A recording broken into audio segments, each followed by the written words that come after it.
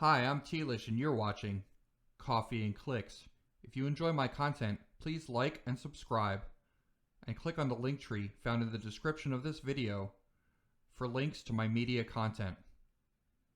Enjoy, and don't forget, wake up and smell the clicks.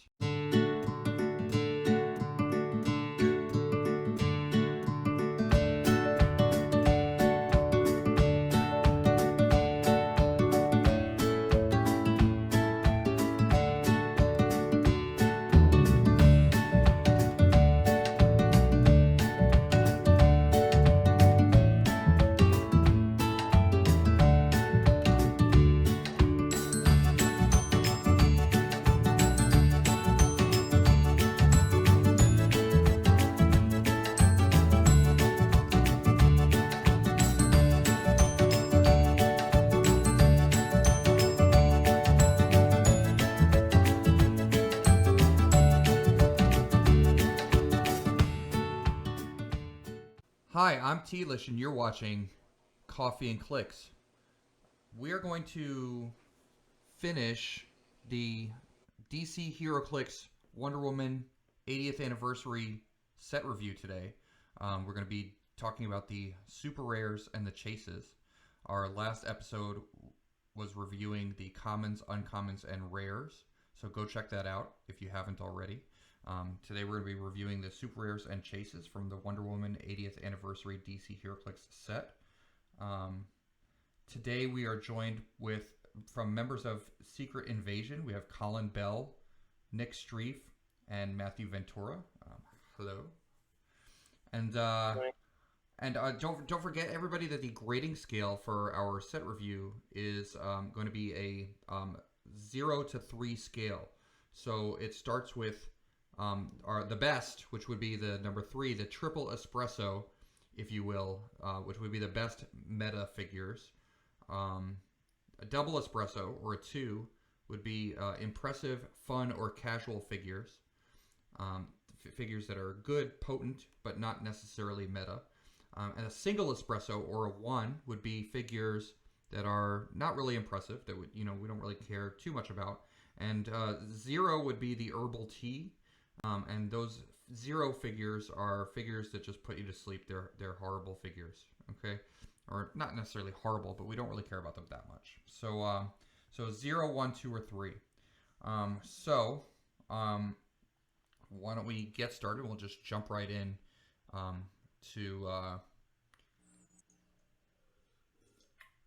we'll jump right into the first figure in the super rares. So now we are doing the super rares of the Wonder Woman set.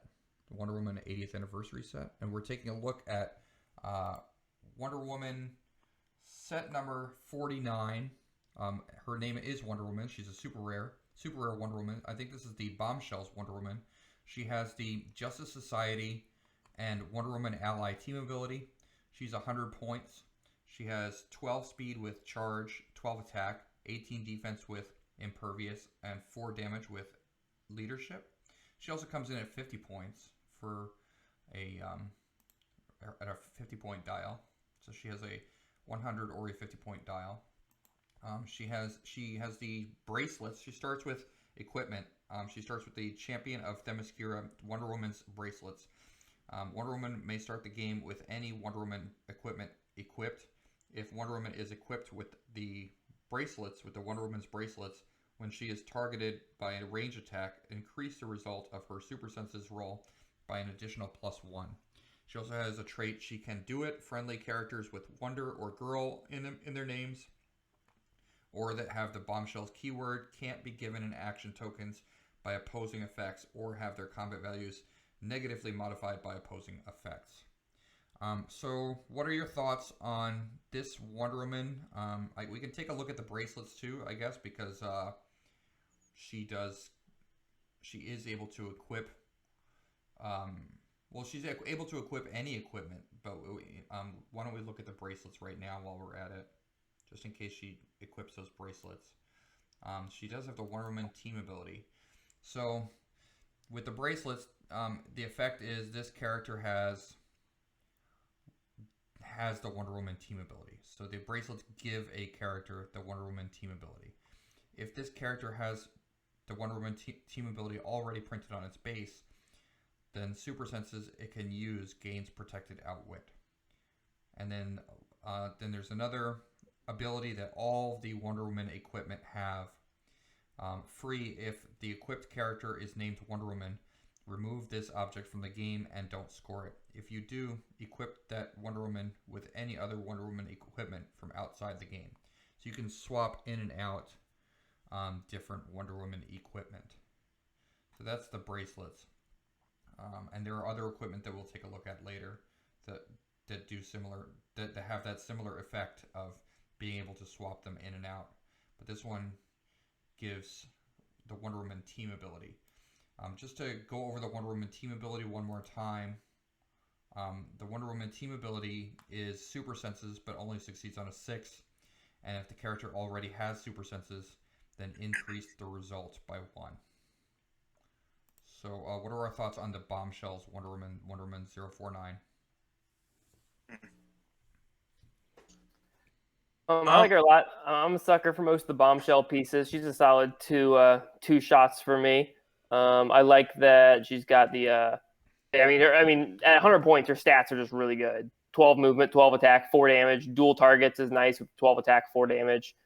The double rollouts, impervious and super senses. The super senses is a 5 through 6 against range attacks and can't be outwitted when you have the bracelets on. So that's pretty good. I like her a lot. Mm-hmm. Yeah, I'd agree with like solid 2. She seems like a pretty fun piece, powerful for like Seal, just because she can go in and smack somebody. Is a JSA team ability, which is exciting. It's always good to see. I agree. Yeah. By the way, I didn't mention her keywords. She has Amazon, Bombshells, Justice League, Justice Society, Past, and Warrior. So she's got the Justice Society keyword. So she seems pretty decent for sealed for sure. I think I would give her a 2 as well. Matt, what do you think about her?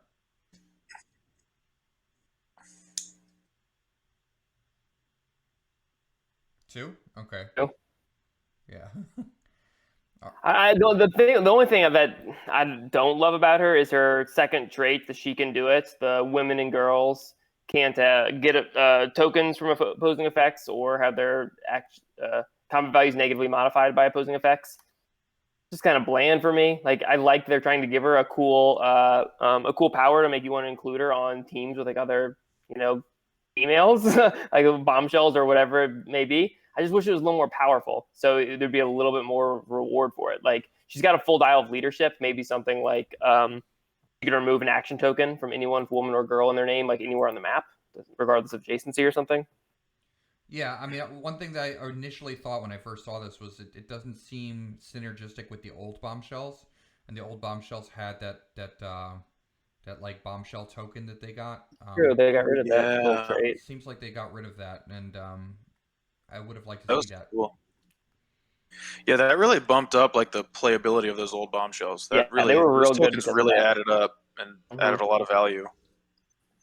But let's move on to the next figure. So the next figure is Mary Shazam 050, super rare. 6 range, 75 points with Mystic's team ability, 12 speed with a special, 11 attack with a special, 18 defense with impervious, and 4 damage with leadership. Fawcett City, Justice League, and mystical keywords. She has a trait to defend.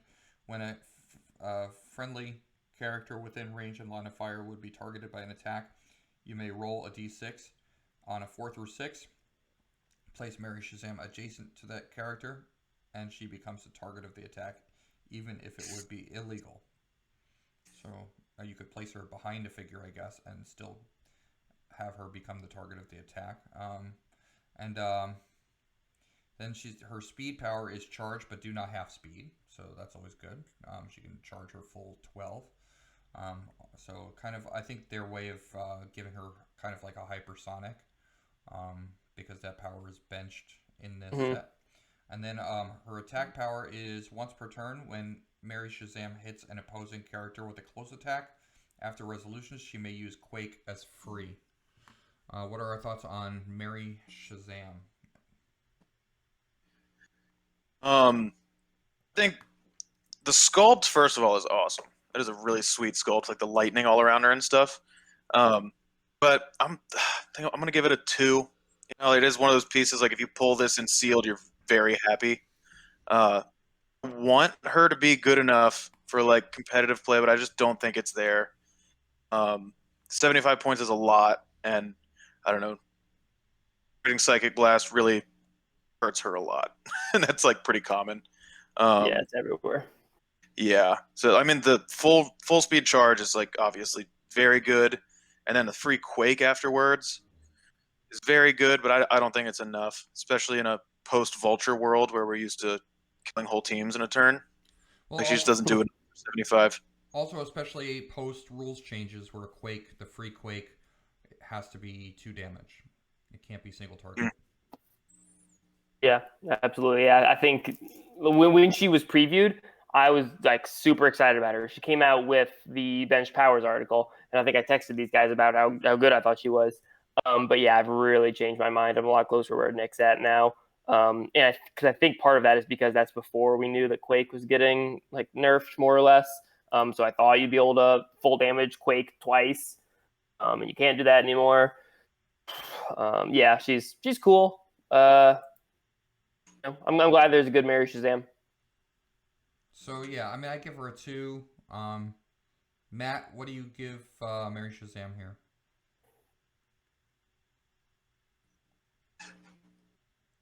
2. Okay. I think we're losing the sound. Okay. All right. So we're losing the sound with Matt. All right. So All right. So yeah. So Mary Shazam, we'll give her a 2. All right. Let's go on to the next figure.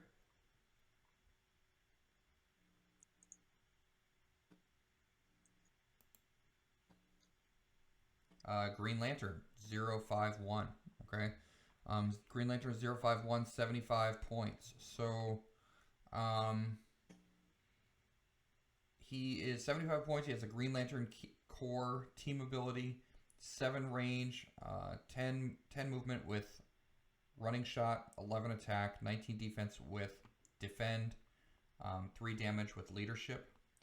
He also has a 50-point line where he starts with Outwit and Pensai and Invulnerable, but also with running shot. He has 2 stop clicks on his 75-point dial, and a last click stop click for his 50-point dial. So either 2 or 1 stop clicks depending on what dial you play him at. He's got the Green Lantern Corps, Herald, Justice League, and Soldier keywords. Real name Hal Jordan. Green Lantern of Sector 2814 is his trait. Free. If no construct generated by Green Lantern was on your force this turn, generate a green construct. And we'll take a look at that in a second. His defense power, his stop click is stop invulnerability. So let's take a look at that Green Lantern construct. The one that he comes with, I believe, is the Catcher's Mitt. So let's take a look at that.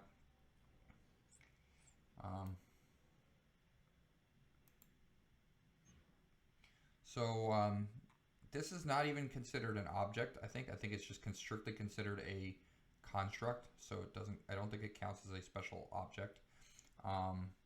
It is. And the constructs have special rules. The construct rules, just so to let everybody know, the construct rules are: immediately KO this construct if it's not within 6 squares of the character that generated it. Constructs do not block line of fire, and they do not require opposing characters to break away, and opposing characters don't stop moving when they become adjacent to a construct. Constructs can't be chosen for Mastermind or have their combat values modified. And this particular construct has 6 speed with sidestep, 10 attack, 1 damage, and 17 defense, with a defense power that says adjacent friendly characters have energy shield deflection. So anybody adjacent to the catcher's mitt gets ESD. You can sidestep him around as long as he's within 6. It's autonomous, which matters. And it's autonomous. Yes, that matters a lot. Yeah. So yeah, so that's the catcher's mitt. And Green Lantern, if we look back at him, he can produce that for free as long as you didn't generate one already this turn. So if no, If it hasn't been on your force at all this turn. It hasn't been on your force at all this turn. So even if, okay. So it couldn't move 6 away from him and you get a new one or whatever. Yeah, you couldn't do that. Okay, so I mean, what do we think about this Green Lantern? This Green Lantern's an easy 3 for sure. He's gonna be a part of the meta for sure. He's got like multiple ways you can play him, which I think is a big part of the reason that he'll see a lot of play. You can play him at a 75-point dial as a taxi with his 19 defend, popping out his catcher's mitt. That is, people don't want to attack because he's hard to kill because he got 2 stop clicks, or you can drop him down to 50 and he becomes much more aggressive because he picks up Pensai and Outwit, but he doesn't lose the ability to taxi and pop out the construct. Yeah, I mean, what I love is that he's fantastic. He's not that complicated. Like, he doesn't have any trait that you have to read 3 times. He just is good and has stop clicks and gives everyone energy shield deflection. Yes, I agree. I think this Green Lantern is totally a 3. I think he's definitely meta. I agree with everything you said. I mean, I think that he's playable at 75. He's playable at 50.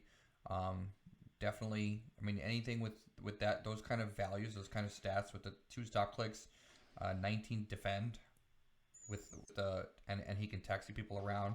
Especially with the new rules, taxis are way better with the new rules because they don't minus to their modifier. Absolutely. I mean, he can theoretically running shot 5 squares carrying 8 people. Yeah. Carrying 8 enhancements. And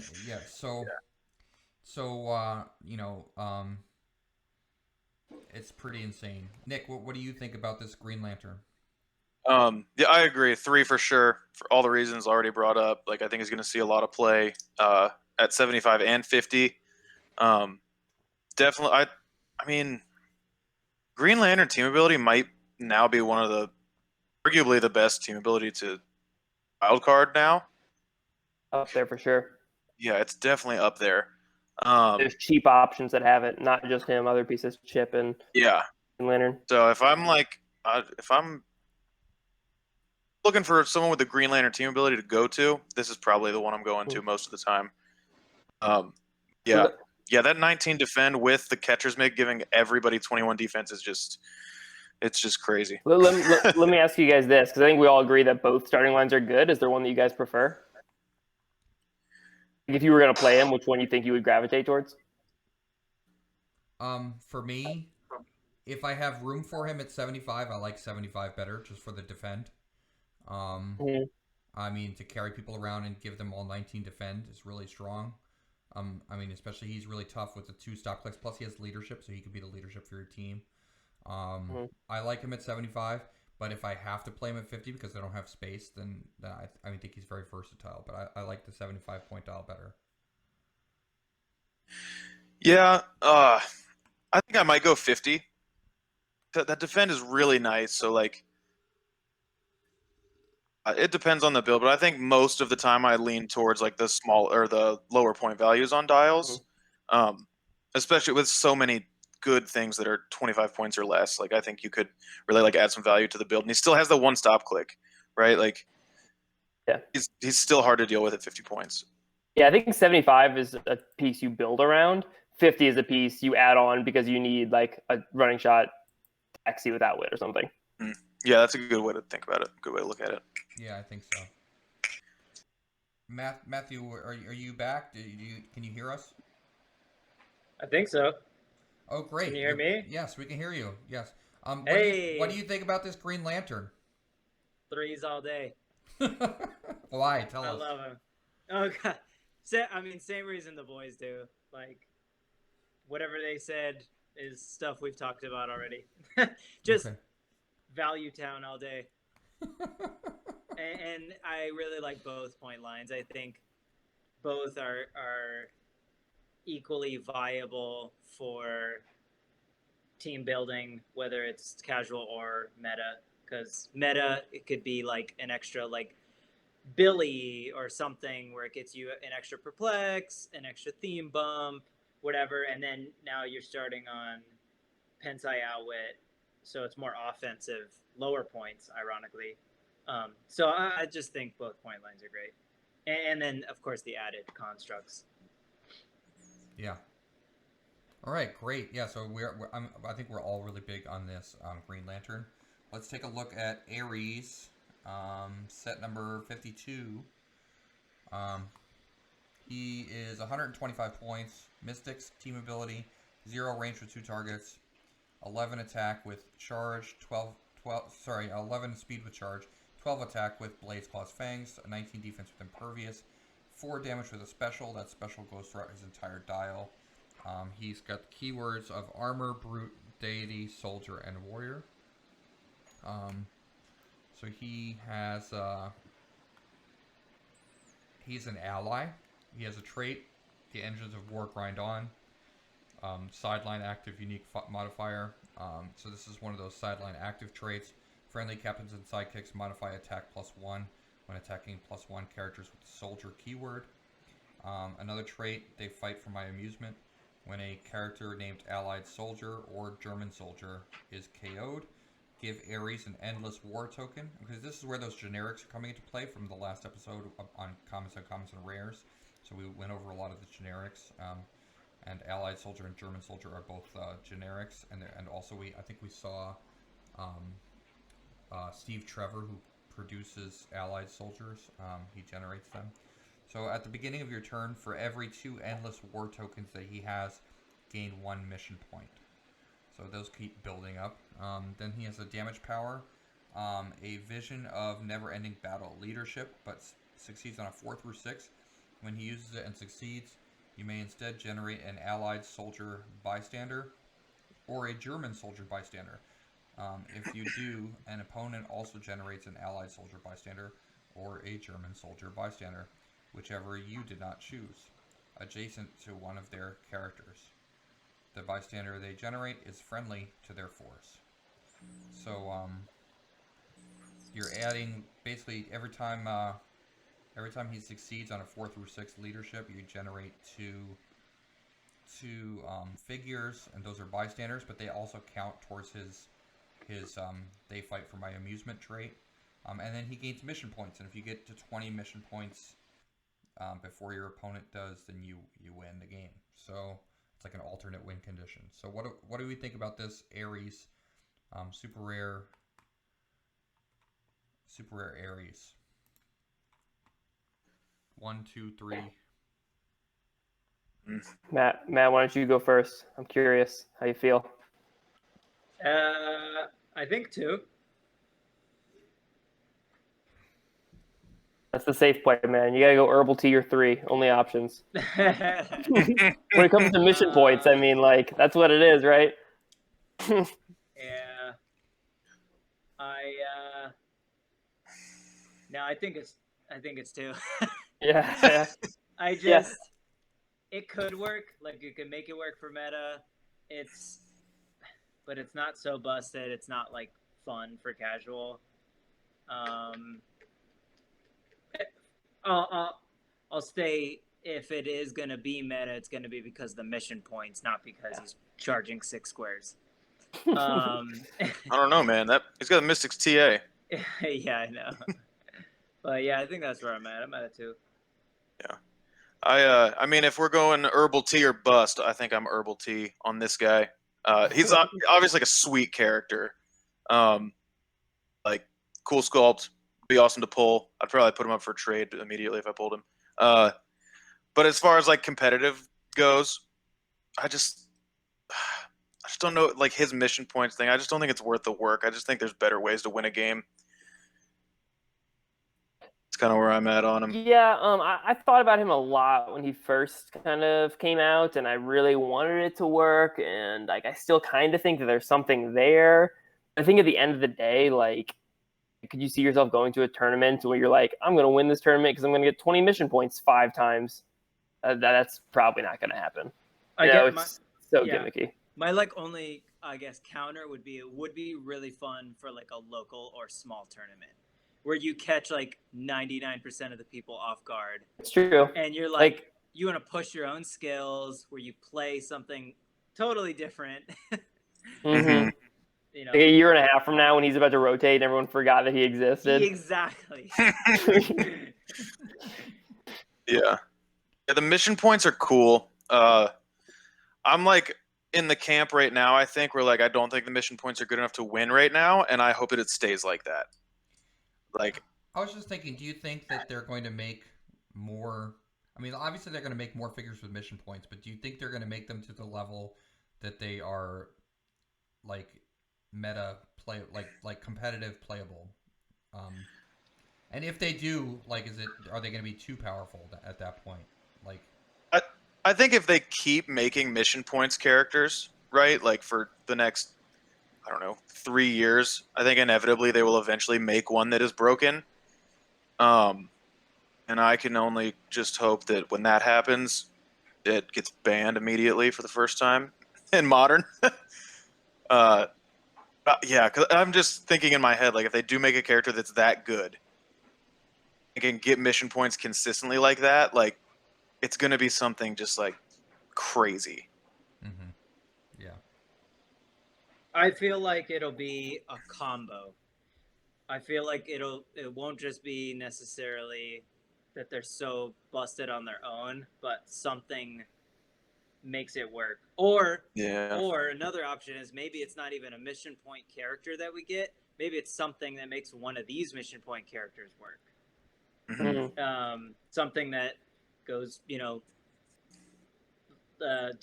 does more prob for Uatu, or does, Generate sidekicks for Herbie to bring back or something. Yeah, sure, exactly. If there's something else that could happen, then maybe. Yeah. I think that what's probably going to happen is they're going to keep putting out so mission points people, and if it ever works, it's multiple mission points people on the same team where none of them are so good, but it just becomes too much when you like have 3 or 4 of them and they're all low points, and then you just got a lot of barrier or whatever.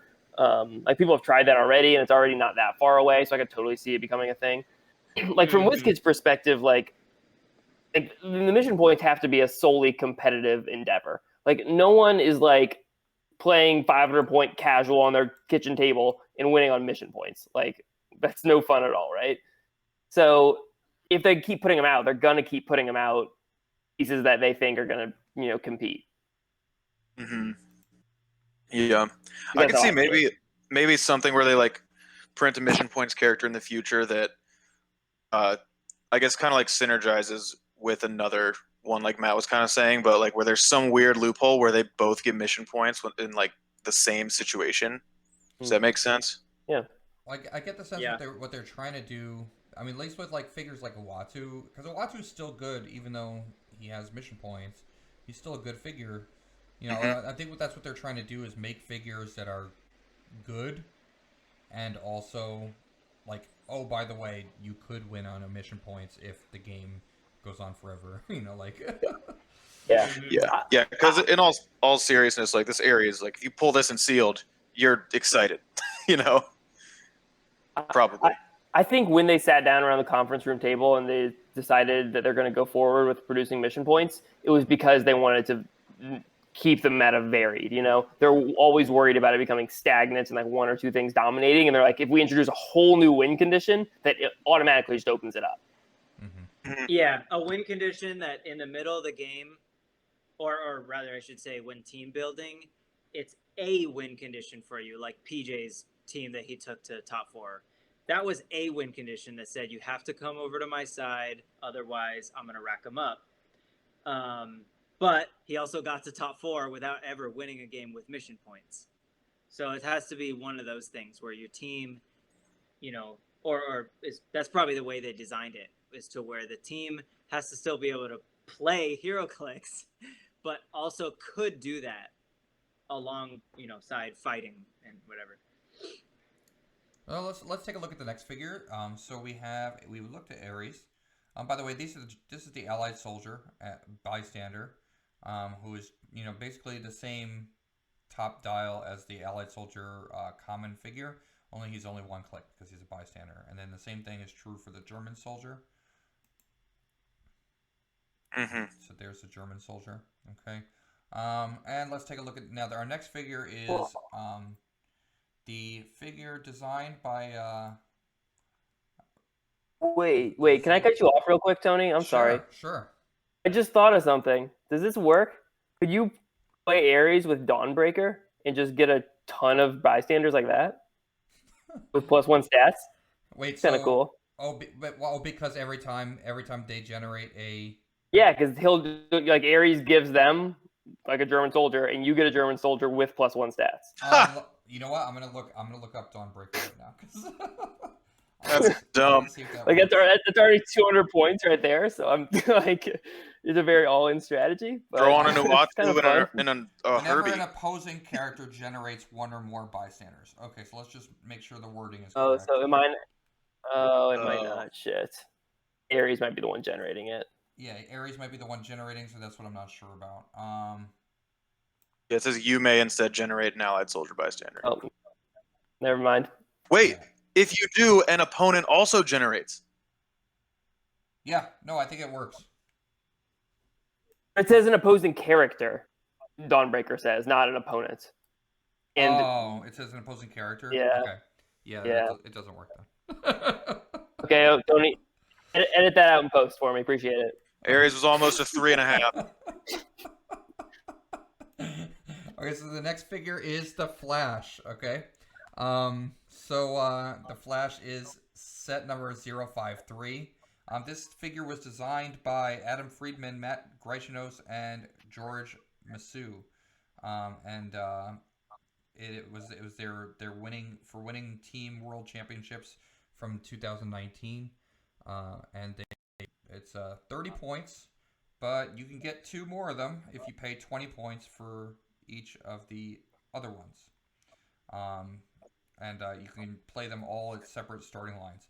I wasn't sure about a way this is worded a little bit because, okay, if you only play one of them, do you have to play it on click number 1? Or can you play it on any starting line? Like, let's say I only play it at 30 points. Starting course. Yeah. I guess. Because you're saying it doesn't say choose a starting line like the way that like a Friend of Humanity does or whatever. Do Friends of Humanity even say that? Because that's like the comparison. They roll. Who's somebody who has multiple starting lines? Well, because the way it's listed in both HC Realms and Clicks Nexus, like if you look at the 20-point version of the Flash. Sorry. It's different in Clicks Nexus than it is in HC Realms. In HC Realms, they have 20-point versions of the Flash that only show particular dials. I guess in Clicks Nexus, the way it's showing is the 30-point version of the Flash and the 20-point version of the Flash have the same 3 dials. I don't know. Do you understand what I'm saying? Or yeah. I mean, I'm pretty positive you can just play it at any line. I can't think of a reason in the rules, but I'm sure that's how it's intended. Yeah, I would hope so. I think so because that makes him like I still think he's great either way. So just to go through all his powers, he has tons of keywords: Central City, Future, Justice League, Justice Society, Past, Police, Scientist, Speedster, Teen Titans, Young Justice, not to mention Latveria. No, just kidding. And he has a trait, Team Flash. So you can play him at 30 points, but if you want to play extras of him up to 3, you can play them at different starting lines for 20 points for each additional one. But your opponent would score 30 for each of those. Then Back in a Flash is his speed power that is on his first dial, which is improve movement characters, charge once per turn. When the Flash uses it after resolutions, he may use charge as free. So you can charge twice. For actually, technically, even though he's got 13 speed, he can charge for 14 squares. Because you half movement when you charge. And then his attack power is on his third dial is telekinesis. When the Flash uses it to place a friendly character after resolutions, you may place that character within 2 squares in line of fire of their current square, similar to like Mr. Oz. Okay. Then his damage power in his second dial is enhancement and outwit, free, targets through elevated, hindering, and characters. Choose an opposing character within 6 squares on line of fire. This turn, lines of fire drawn to that character can't be hindered. That's really good.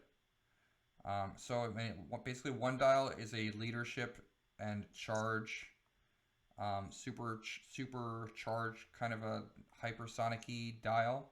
And then the other dial is a more of a tie-up dial with combat reflexes and outwit. With outwit and combat reflexes and enhancement. He's got Quake and Stealth in that dial.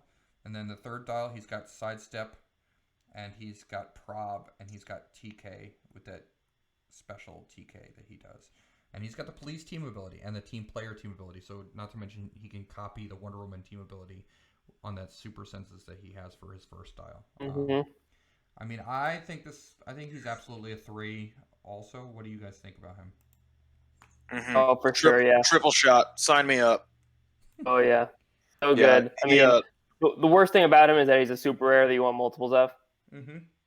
Yep. Yeah, no, I'm going to be looking for 3 of him, like, immediately. Like. Yeah, I kind of wish they would have just made him a rare, you know?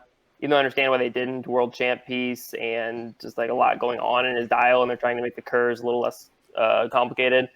But yeah, I mean, you're right. he's so good.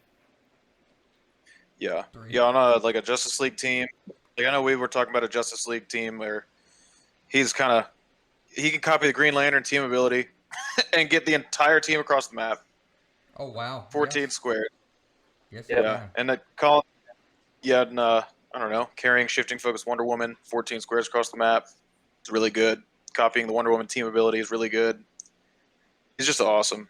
And that like Mr. Oz effect, the place an extra 2 squares when you TK, that extra 2 squares is so good. Mm-hmm. Like, I would pay 50 points for that probably. The fact that you get it for 20 with this guy, insane. Yeah, he's super good. I think his middle line, the outwit one, is the one that most people are kind of writing off, and I do think it's a little underrated because it gives you the enhancement as well. I think people are looking at it and being like, oh, for 20 more points, I can get outwit. But no, you get enhancement, PD, team ability, and team player. So I think all 3 lines are if not equally, very close to equally viable. Yeah. Like the idea of him copying, like, say, shield team ability. And he shield bumps, he enhances, and he has PD team ability. Like, that's pretty nuts. That's kind of cool. He's amazing. I think he's like he's one of the best figures in the set. And he's just like a really obviously well-designed piece, but he's just so cool because he's so good and viable for competitive play and so like not overwhelming for casual play. Like I would never be upset to sit down and play against this casual either. Be like, oh, cool, it's Flash.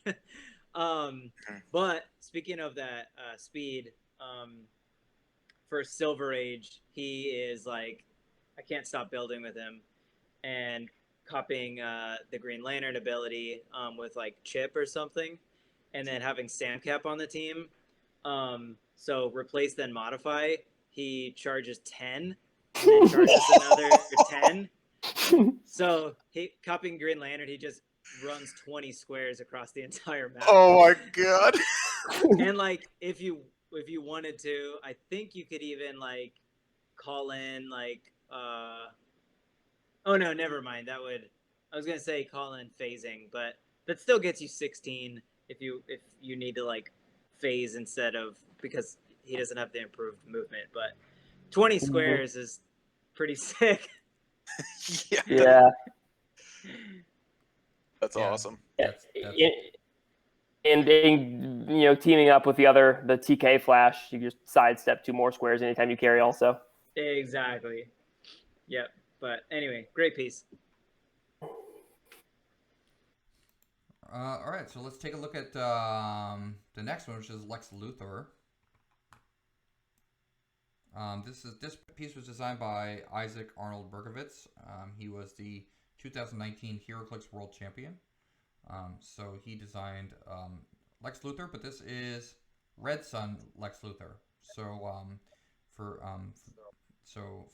hopefully for those people who are familiar with the Superman Red Sun series, but they had like a bunch of Red Sun characters, so they were like alternate reality versions of like I guess in like communist era, where like I guess Superman had landed in instead of landing in Smallville, he landed in like communist era Russia or something like that, right? Am I right? Mm-hmm. Yep. Yeah, that's what it was. So that's cool. I want to read that. So this is Lex Luthor, where he has the Metropolis politician, Red Sun, and scientist keywords. Real name Alexander Luthor. 4 range with 1 target, 50 points. He's got 16 defense with Mastermind, 2 damage with Outwit, and he's got 3 stop clicks. And on each of his stop clicks, he makes bystanders. So when this click is first revealed, after resolutions generate a Bizarro bystander that has immune until your next turn, even if this power is lost. Then on this next click, when this click is first revealed, after resolutions generate a green light bystander that has immune until your next turn, even if this power is lost. And then his last stop click is all of his stop clicks have Mastermind. And when a bystander generated by Lex Luthor is KO'd after resolutions, deal Lex Luthor 1 unavoidable damage. So those are on all 3 of his stop clicks. And then on his last stop click, he also gets Outwit.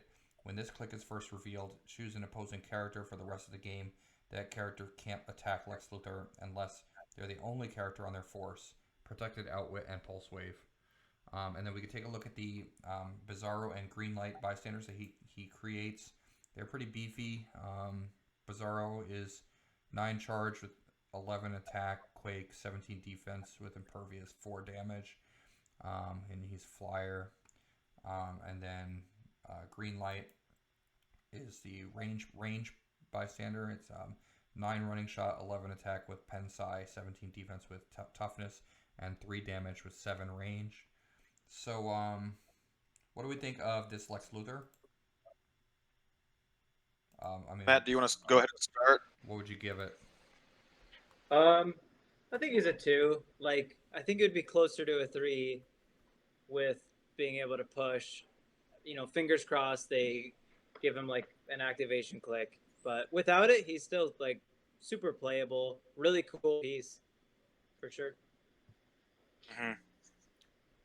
Yeah, I don't love him. I mean, he's like super cool. Like just you can tell the love that was put into the dial design, and I'm sure most of that was Isaac. Like they just loved this character and wanted to represent it, and he did it really well, in my opinion. As far as like putting on the board, it's not the type of piece that I personally would have a ton of fun with. It's just not my style, really. But it's really cool, and I love the dial design. It's neat. Mm-hmm. Speaking of Silver Age, could he be like a good ID battery in Silver Age? Like, is 50 points enough to kind of call in what you want? Yeah, that's a good point. And then like, yeah, it's perfect. Put him in the middle of the map and just call in Wolverines. Yep. Yeah. I mean, a lot of the IDs like with Pulse Wave and stuff like aren't as good anymore. He'll probably get play in like Majestic's Age. Yeah, I could see it. Golden, whatever they call it. Yeah, I give it a solid 2. Nice double shot. I think it's a really cool piece. I'm definitely gonna want one for myself. Yeah, I think for me it's a double shot if they give him an activation click, which I suspect they might do. I mean, why wouldn't they? I maybe put him at a 3. I mean, he also works really well on don't die teams. Like if you're into playing like don't die figures, I mean I mean, also he's just really hard to kill. You know, like I mean, what would you play him in sealed? Oh yeah, for sure. Probably because the outwit is so good in sealed, especially this set with all the super senses. But there's a world where I don't if I pull pieces that do a lot of damage, but probably. Yeah, that's what I was thinking too. Because like he's 50 points for outwit that doesn't die. So yeah, you know that you just don't attack him. You know. And you can mastermind to him. Yeah, if you're playing him competitively, you're probably playing more mastermind, I would think, than just carrying him up with them. Yeah. That's true. The fact that he has maybe you mastermind, could play him like him. play him with like a huge figure you can't ignore, like an onslaught or something, and then do like the Latveria bonus or. In Latveria, you can only mastermind to the peasants. Oh, never mind. Yeah. All right. Yeah. So I mean, I think he's definitely playable. Definitely maybe a solid 2. Let's take a look at the next figure, which is Felix Faust. And Felix Faust is set number 55. He has a 60-point line and a 30-point line. I think I mostly play him at his 30-point line. He is a super rare, unique figure. 8 range with 1 target Mystics team ability. He's got a trait, a deal worthy of my namesake. When an opposing character within range would use Outwit, Probability Control, or Perplex, roll a d6. On a 1, that character can use that power an additional time this turn. On a 4 through 5, that the use of that power has no effect. On a 6, the use of that power has no effect, and after resolutions, deal that character 1 penetrating damage. He also has stealth. Free, place Felix Faust in a square up to 4 squares away from his current square. So that's like an insane poofing ability that he can do. And then he's got a damage power that he has through his whole dial, Outwit, Probability Control, and Enhancement. The Bell, the Wheel, and the Jar of the Demons 3. So and he's mystical keyword, Injustice League, Secret Society of Supervillains. What's our grade for Felix Faust? Yeah, definitely 3. 3. Maybe 3. the best piece of the set. So these super rares. So if you had to compare, like, okay, so the 3s that we've given out so far are Green Lantern, The Flash, and Felix Faust. Rank them in order. Faust, Flash, Lantern. In my opinion.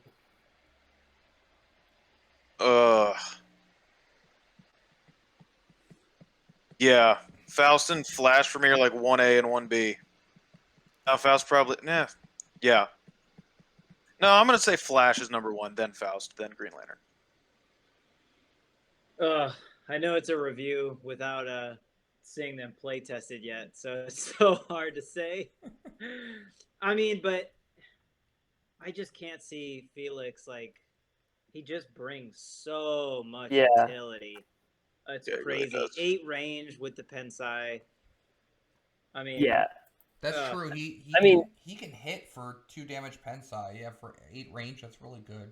Yeah, I mean 12 range because he's got 4 movement placing. Like they started the turn with 12 of you, he can kill you.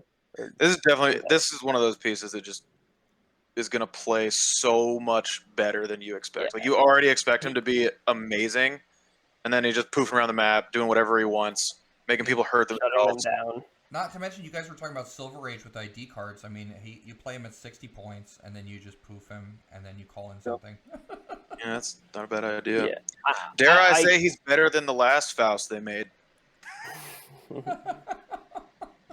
I see no reason, as long as he's modern age, if you're running non-theme, why he's not included on your team. Throw him on. Like, why would he not be on it? Let me ask you another thing, though, is that, you know, when I first read him, I was like, okay, so if I roll a 1 on that trait, how damaging is that to have, like, somebody get 2 uses of Prob or 2 uses of Outwit or 2 uses of Perplex? Not as damaging as if you roll a 6 for them. Yes, yeah, that's a good way to put it. Yeah, especially if it's a Dark Phoenix trying to use prob. True. Yeah. Then you I mean, they just scored. don't when they're within range of you. Yeah. Yeah, Oh, that's yeah, what- because- that's yeah, crazy. That's so a deterrent. So Mhm. this counts for theme props too, then, right? Yeah, counts for theme props. Oh, yeah. Yeah. I mean, so, Yeah, that's insane. yeah, he is insane. Well, I mean, when I look at him, like, so for 30 points, he's already amazing. But to me, he's like, I don't like to really review figures when you first see them immediately just say objects will make them better because objects make everyone better, obviously. But I think he's one of the characters that an object makes exponentially better, specifically in his case, the reality gem. Because now he has TK, which he can place himself before. So your team, has that added reach. He's got Perplex, so he's got the holy trinity of support powers. He's got dual targets with Psychic Blast, so now he can pick off 2 Dark Phoenixes from 12 squares away. If you have a TK, he's almost at full map reach picking off opposing Colossals. Like him with the Reality Gem, 40 points. Start your team there if you're running non-theme. That's my advice for the next year.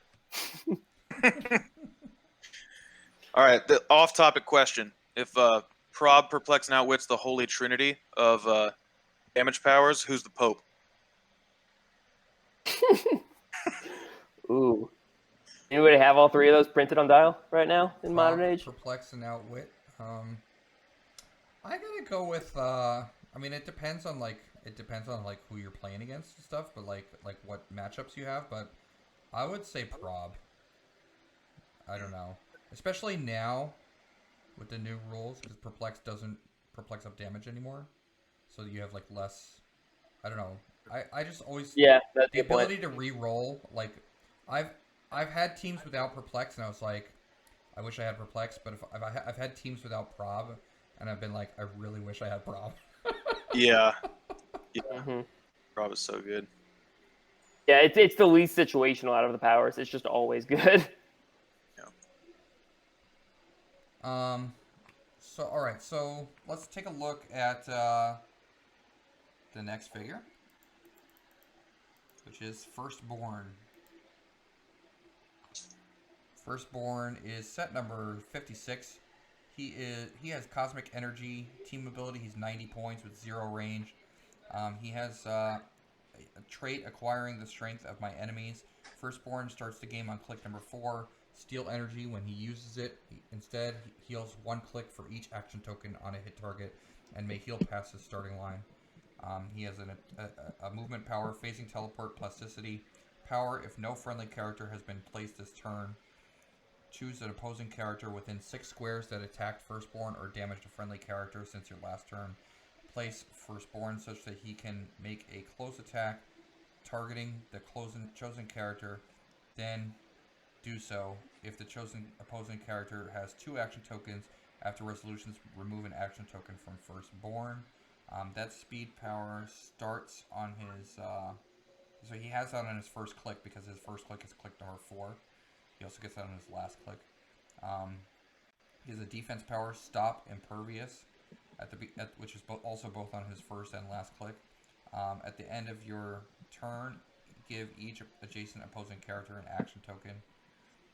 If you can't, deal them 1 penetrating damage instead. And he's a giant, and his damage says Firstborn modifies attack and defense +1 for each action token on adjacent opposing characters. So, interesting figure. What would we give Firstborn? What are your thoughts? I'm actually really interested to hear what you guys say about this, because he's one of the few figures I think we haven't talked about. We've talked about another piece in the set, it feels like. Yeah, I think I've read his powers like 1 time before, and I haven't really thought about it since then. So I've built with him a little bit, because I think there's a lot of potential in just the way he works, that action token thing, because he gives out the tokens at the end of his turn, obviously, so he can just go give a token to anyone he wants from 12 squares away. And kind of where I've fallen is to get that power to fully work, you have to play him in multiples. Because giving 1 token to somebody is not a huge deal, especially with the great size and stuff like that. There's just in the cosmic energy. There's just more ways to get them off than there used to be. So you have to play him in multiples. And the fact that he's a giant and it just makes him easier to target and stuff. So even though he's got that, like, and he's giving 2 tokens to the person that you're basing with them, it's still like aren't that hard to kill. I mean, he's got the stop click and impervious and this protected outwit, which is nice. But anyways, you play them in multiples, and then you go animal theme and start adding some Ultra Humanites, and hopefully you hit some 6s and give them just a ton of action tokens to their whole team. And I think it's kind of cool, but not great. I thought about it for like 30 minutes yesterday building, and that's kind of where I ended up. So I'm at like a 1. I think he's really good, but I want him to be really good, I should say. But I think too many points need to be committed to his strategy to get it to work, because you have to go that strategy, because he doesn't have move and attack, and he doesn't like do a bunch of damage. Like, yeah, he's 11-4. It's good stats, but he doesn't have move and attack or flurry or exploits or anything like that.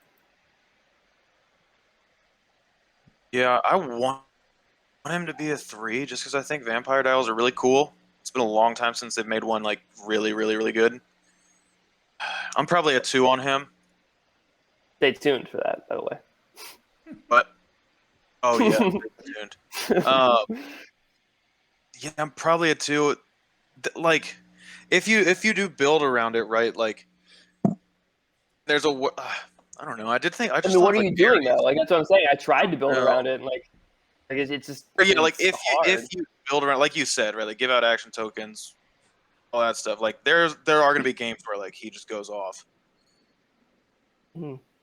Like once he heals 1 click, he's got 2 stop clicks, which is nice. I mean, I guess Yeah, you could play him with like Crimson Avenger or something like that, and like give out. Ooh, that's a good one. That's a good thought. Yeah. Mhm. And is Crimson Avenger mystical? He might be. Is there a way to give him Quake? Because doesn't Quake steal energy, heal multiple times, or is it just 1? Oh, it does.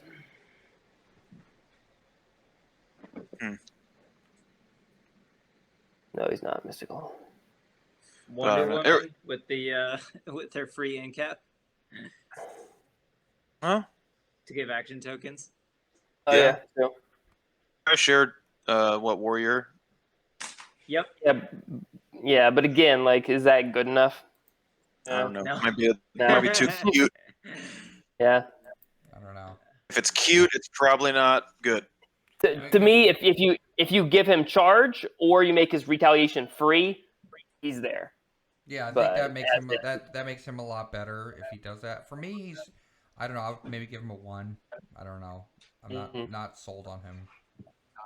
Like I could see where he's got some potential, but I agree with you. I think it's just too hard to build around him. Yep.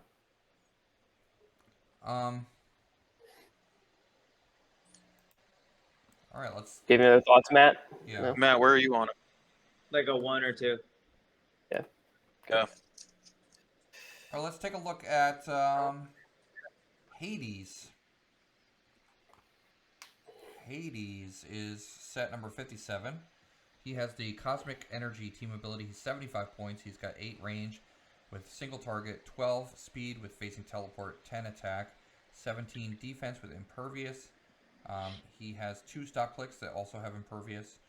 He has got a 3 damage with leadership.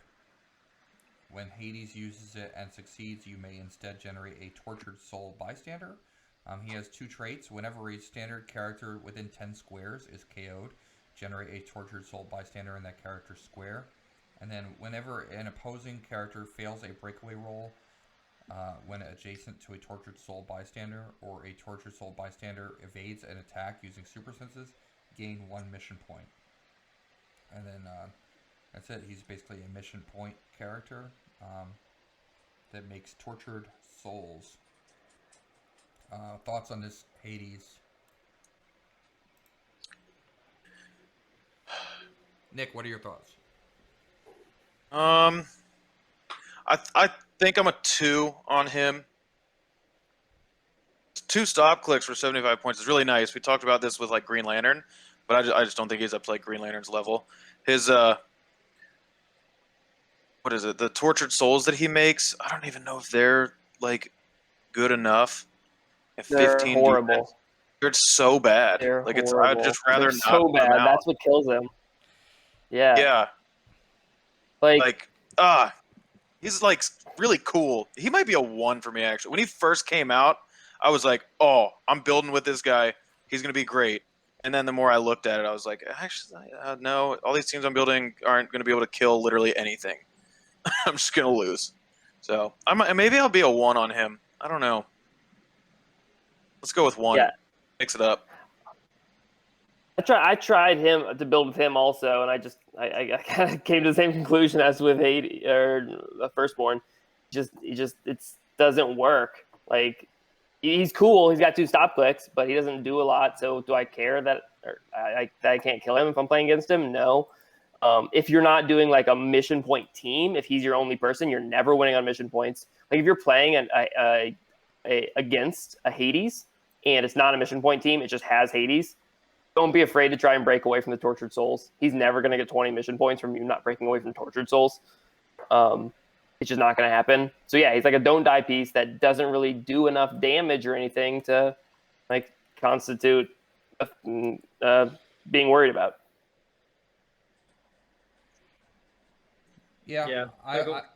Go ahead, Matt. No, I was just gonna say one shot. I mean, there may be something more there, like more space for him in like Silver Age or something. But in modern, no. No, I totally agree. I think he's a 1, personally. Mm-hmm. I mean, I don't even think he's that good in the sealed. I mean, yeah, sure, he's hard to kill, but he's not a very solid attacker. He's got a 10 attack on his opening click. I mean, yeah, I mean, actually, anybody with two stop clicks is going to be decent in sealed, I guess. But like, yeah, I don't foresee him even generating that many Tortured Souls. It's totally dependent on KOing a character or hitting leadership. So, and he doesn't have like an improved leadership or anything like that. So like, you know, it really depends on, you know, you're definitely not going to get 20 with him. So I agree. Yeah, the one thing you could do with him if you're really committed to the idea of constructed, if there's someone out there who likes him a lot and does want to build with him, like at least he themes with Dr. Fate, so that's an easy way to get a ton of Tortured Souls going. Yeah, that's true. Yeah. Yeah, because they're standard. Dr. Fates. Yeah. Mm-hmm. Yeah. All right. So yeah, I mean, initially when I saw him, I loved the sculpt and like Hades sounds cool. Like, you know, it's like, because you know they have this theme of like the gods, the Olympic gods in this set. So yeah, which are kind of cool. But I'm not big on this figure. Looks like he has a birthday cake on his head. I think so, yeah. And this is the Tortured Soul, by the way. So the Tortured Soul has sidestep, 9 attack with incap, 15 defense with super senses. Oh, you know what though? 9 attack with incap. Good way to bring out trouble alerts. So there's the thing. Yeah, which was autonomous though. They're gonna miss a lot, that's for sure. Yeah, if you're bringing up the fact that how often they miss is a good strategy, then we can just go right past them. You're gonna love this piece. It misses points, all the like, time. All right, let's take a look at Grail. Okay, so Grail is 100 points or 75 points. She has at her 100 point dial, she has a 12 speed with special, 12 attack with quake, 18 defense with impervious, 4 damage with exploit weakness. She's got a 0 range with single target. Amazon, Apocalypse, Assassin, and Deity keywords. Real name Grail. Trait, anti-life drain. When an opposing character misses Grail with an attack, modify Grail's attack +1 until the end of your next turn. And also, unique modifier, opposing characters within 4 squares modify attack -1, which is actually pretty good. And then she's got a speed power that says charge. When she uses it after moving, you may choose a standard opposing character whose square she moved through and place that character adjacent to her. Now, I believe the way that works, I wasn't sure, but I think that means she can move through a character after she's done moving, because it doesn't say after resolutions, it just says after movement. So so she can move through the character, land where she's going to land for her charge, and then place the character adjacent to her in order to charge that character in the spot that she wants to charge that character, if that makes sense. Yeah, that's cool. Like a body slam or something. So, yeah, what do you think of Grail? I'm a I'm at a 2 on Grail. yeah. Yeah, I'm a 2. Because I love that charge power. That just seems like so much fun to pull off. yeah, I'm a 2 solely because she's a cool piece that seems like a lot of fun. You know, it's Darkseid's kid just going around, like you said, body slamming people. It's just really cool. It's not going to see competitive play, even though I think if his low dial was 50 points, it would have a chance because that anti-life drain trait is just really good. Just a unique modifier that gives everyone -1 attack is really good. But that aside, I think she's just cool and fun, and I'm looking forward to playing with her. Just because I'm gonna have a blast doing it. Yeah, I mean, as a note, you mentioned that she's Darkseid's kid, right? Which I didn't know, but you can I've stated before I'm much more of a Marvel guy than I am a DC. Although I am excited for this set, and I'm learning a lot more about the DC universe as I continue to play HeroClix, because I'm learning a lot about it just through that, which is really cool. So yeah, I didn't know Grail was Darkseid's kid, but I know that you can theme them together because she's 100 points and Darkseid's 200, right? So yeah, that's true. Oh, that's fun. And you can even actually now I took a look at it also. If you play her at 75 and Darkseid at 200, that leaves you 25 points for Fulcrum Abonimus, who's also got the Apocalypse keyword for 25 points. Does he? I Yes. glossed right over that. That's funny. That's fun. So, fun little Apocalypse theme team, +3 theme team. But yeah, I'd give her a solid 2. Matt, what would you give her? Yeah, I think she's fun enough and solid enough. Can't remember who it was. Someone on a podcast was just talking about how crazy Exploit is now, and like is comboing with stuff, and like with Quake there. I mean, holy moly, just dishing out like 2, 3, 4, 2 damage. It's like 6 to 8. I mean, she flies. Damage, yeah. So that's just crazy amount of damage. And it's easier to set up because of her movement power, where she can grab one person, bring them next to another, and Quake them both. Right. Yes. Exactly. Yes, Yeah. that's kind of cool. I think the real hack is you put the emotional modifier, so now opposing characters are -2 attack. That's pretty good. Go all in. Carry around a what's the guy? Harry Leland. All Right, right. this would be like -4, right? Nick, did you have any other final thoughts on Grail? No, I think she looks really fun. I'd like to.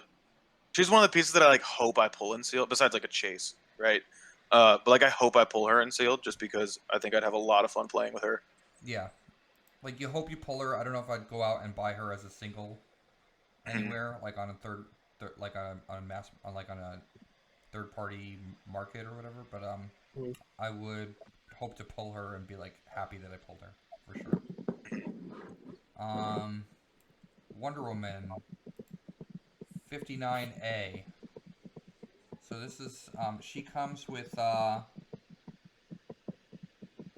this one comes with the Sword of Athena. Okay, so we'll take a look at the Sword of Athena first.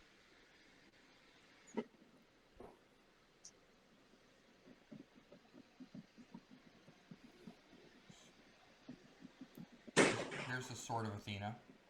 So the Sword of Athena's effect is Blaze Claw's Fangs. If the equipped character has the Wonder Woman team ability, their attack rolls of 10 and 11 are critical hits. Free if the equipped, and then also she can swap that for other equipment. And so we looked at that before with the bracelets, with the Wonder Woman bracelets. And it's a 10-point equipment, but this Wonder Woman 59A comes with the equipment equipped. So, she's 90 points or 45 points. So, I mean, let's just take a look at both dials for a second. So, At 90 points, she has charge, 11 attack, 18 defense with invulnerable and super senses. When Wonder Woman evades a range attack after resolutions, choose one, deal the attacker 1 penetrating damage, or heal Wonder Woman 1 click. That's pretty nasty. Yeah. She's got 4 damage. I said that already. She's got the Amazon, Deity, Justice League, Politician, Trinity, and Warrior keywords. So this is the Trinity version of Wonder Woman, because they have the Batman and the Superman. So this is the Trinity Wonder Woman. And then at 45 points, does she start with the same powers? Yes, she does. It's just 10 charge, 10 attack with Quake, 17 defense with that invulnerable and super senses special. And keep in mind, that's super senses that succeeds on a 4 through 6, because she has this Wonder Woman ally team ability. So, and she can swap equipment, so she doesn't have to start with blades. She can swap with any equipment that she wants. What are your thoughts on this Wonder Woman? I really, really like this Wonder Woman. I think she's a perfect candidate to start with the golden armor, because she starts with senses. Most of the Wonder Woman, if you go through this set, the team ability aside, they don't start with senses. They start with, toughness or invuln or whatever, because, WizKids obviously realize that starting a piece with senses that has the Wonder Woman team ability is just very strong. But this one does start with it. And so if you give it the golden armor, it's got a 4 through 6 rollout that worst case scenario, it fails and you go to click 2 only. So I think it's just a really powerful combo. So let's just, since we're on Wonder Woman and this is the Wonder Woman 80th anniversary set, let's take a look at the other equipments right now for Wonder Woman. So we saw the bracelets, and if she was wearing the bracelets, that team ability that she has would be protected out wit, or I guess her super senses would be protected out wit. And we saw the Sword of Athena, which gives her Blades, Claws, Fangs, and crits on a 10 through 12. And let's take a look at the other equipments that we haven't seen for Wonder Woman. The Lasso of Truth, have we looked at that? So the Lasso of Truth gives her in cap as free with 4 range. And because she has the Wonder Woman team ability, she also gets the ability to give each opposing character adjacent to the original target also become targets. So she can in cap like an area of effect in cap for free with 4 range. That's what the Lasso of Truth does. And then if we look at the Golden Armor, which is the one that you were talking about, the Golden Armor gives her flight and invulnerability. Oh yeah, I forgot it gives a flight also, so that's just super good right there. If the equipped character has the Wonder Woman team ability and is on their starting click, they take a maximum of 1 damage from attacks. Just from attacks, or like any attacks? Yeah, that's really good. Okay, so let's take a look at the Wonder Woman again that we were looking at. So at 45 points, what would you play her at, 90 or 45? So if I'm playing her, would you? If I'm playing her, it's because I'm looking for the Wonder Woman that I picture in my head when I picture Wonder Woman going around doing work. The Wonder Woman from the Justice League Unlimited TV show, the Wonder Woman that I've read comics in, and at 90 is the Wonder Woman that I picture. She just runs over and smacks you and hangs around for a while. Like the 45 point, if you told me you have to play this piece in a meta tournament, sure, I'm going 45. But realistically, I'm never playing it meta anyways, so I'm just going 90 because that's a Wonder Woman that beats people up. I think that makes sense. I don't think she's a meta piece. I think she's a super good, casual piece that, people might be like, oh, you're playing, a really good super rare casual. But, I play super rares in casual. I have no qualms playing super rares in casual. And I think that she is, I totally agree with you. I think that she's not meta, but if you're going to play her for fun, you're going to play her at 90 points for sure. Totally agree. Yeah. Unless you can't fit her on a team, you know what I mean? Because a lot of times I know when I'm trying to play Justice League teams, I try to fit like all of my favorite characters on the same team, and so I like them at their low point dials just for the fact that I can do that I can fit them all on the same team. Go ahead, Colin. Sorry. No, you say something. Oh, I was just gonna say, I think all of the Wonder Woman that have the armor or any of the equipment, any of the Wonder Woman objects, I think every single one of them is gonna like outplay their points, because just them being able to start with the lasso and in-cap for free after they attack, and then switch to something like the golden armor, or switch back into the lasso. Like every turn they can attack and in-cap for free if you want to, and I think that's just like really good. And actually, I saw this brought up on Facebook. I wasn't sure how this would be answered, but can you with the different equipment, can you free, or can like let's say I wanted to switch from the armor. Or let's say I wanted to switch from. Let's say I made an attack with the sword that gave blades, claws, fangs, right? So let's say I switched from the bracelets to the sword of Athena, made my attack, and now I wanted to switch back to the golden armor in the same turn. Could I do that, or is that using the same free action twice? I don't think you can, but I'm not sure why. Again, I wish I had the cards in front of me. Do those free actions have a title? So No, that would make it don't just have a main title. action? It just says effect free. If the equipped character is named Wonder Woman, remove the object from the game. So it's an effect on the equipment, and the equipments are different. So even though technically the wording of the ability is the same. I think since the wording of it's the same, you could probably only do it once per turn. It's like the exact thing. Yeah, so somebody asked that, and I wasn't sure what the answer was on that. So if anybody is watching right now and wants to put that in the comments, like that's an interesting question. But Matt, what did you say on the on this figure, the Wonder Woman? What did you say for her? Yeah, she's a pretty solid too. I don't love the sidestep on clicks 2 and 3, but I'd still play her. I mean, definitely for sealed, and well, probably definitely, but yeah, she's cool. If I'm building around her, it's like, just because I bring this up because you just went over the objects. Her and there's a couple other Wonder Women I think that get the same bonus with the Sword of Athena. Their critical hits are penetrating damage.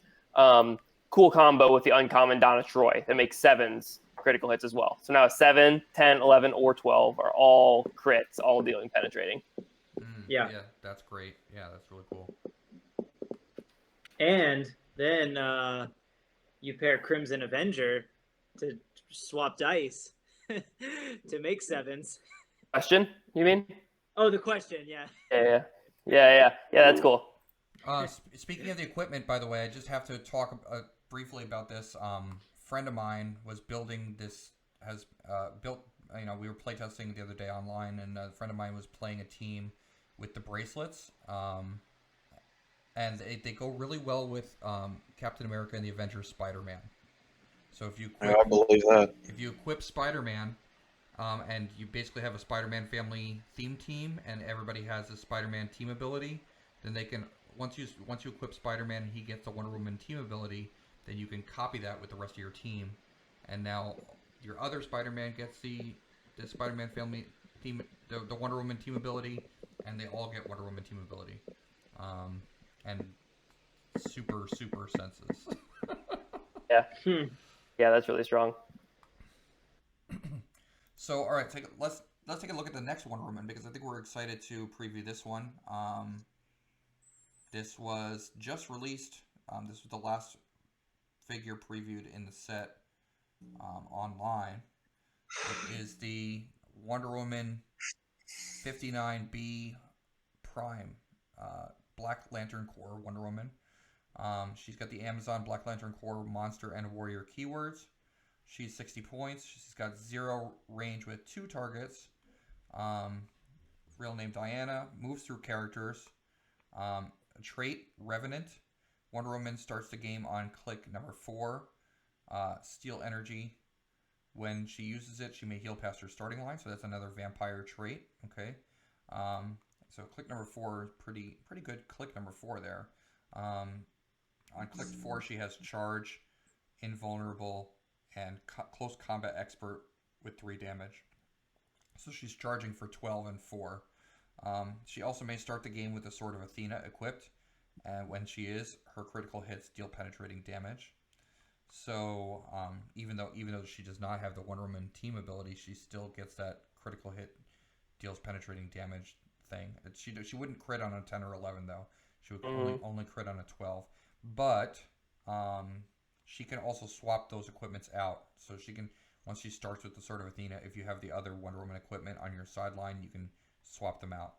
Or I don't think they go on your sideline, but they might be from outside the game. You can swap them. I'm not sure. But then she has a speed power, Death, charge, and flurry. When Wonder Woman uses flurry and hits it with the first attack, after that attack resolves, she can move up to 2 squares, automatically breaking away before making her second attack. So that's cool that she gets that on her later clicks, or if she heals up one, she gets that on her next click once she heals up a click. That's a kind of a dangerous power there. And then she has 2 stop clicks, and that's stop toughness. Her last 2 clicks are both stop clicks, where she gets outwit as well.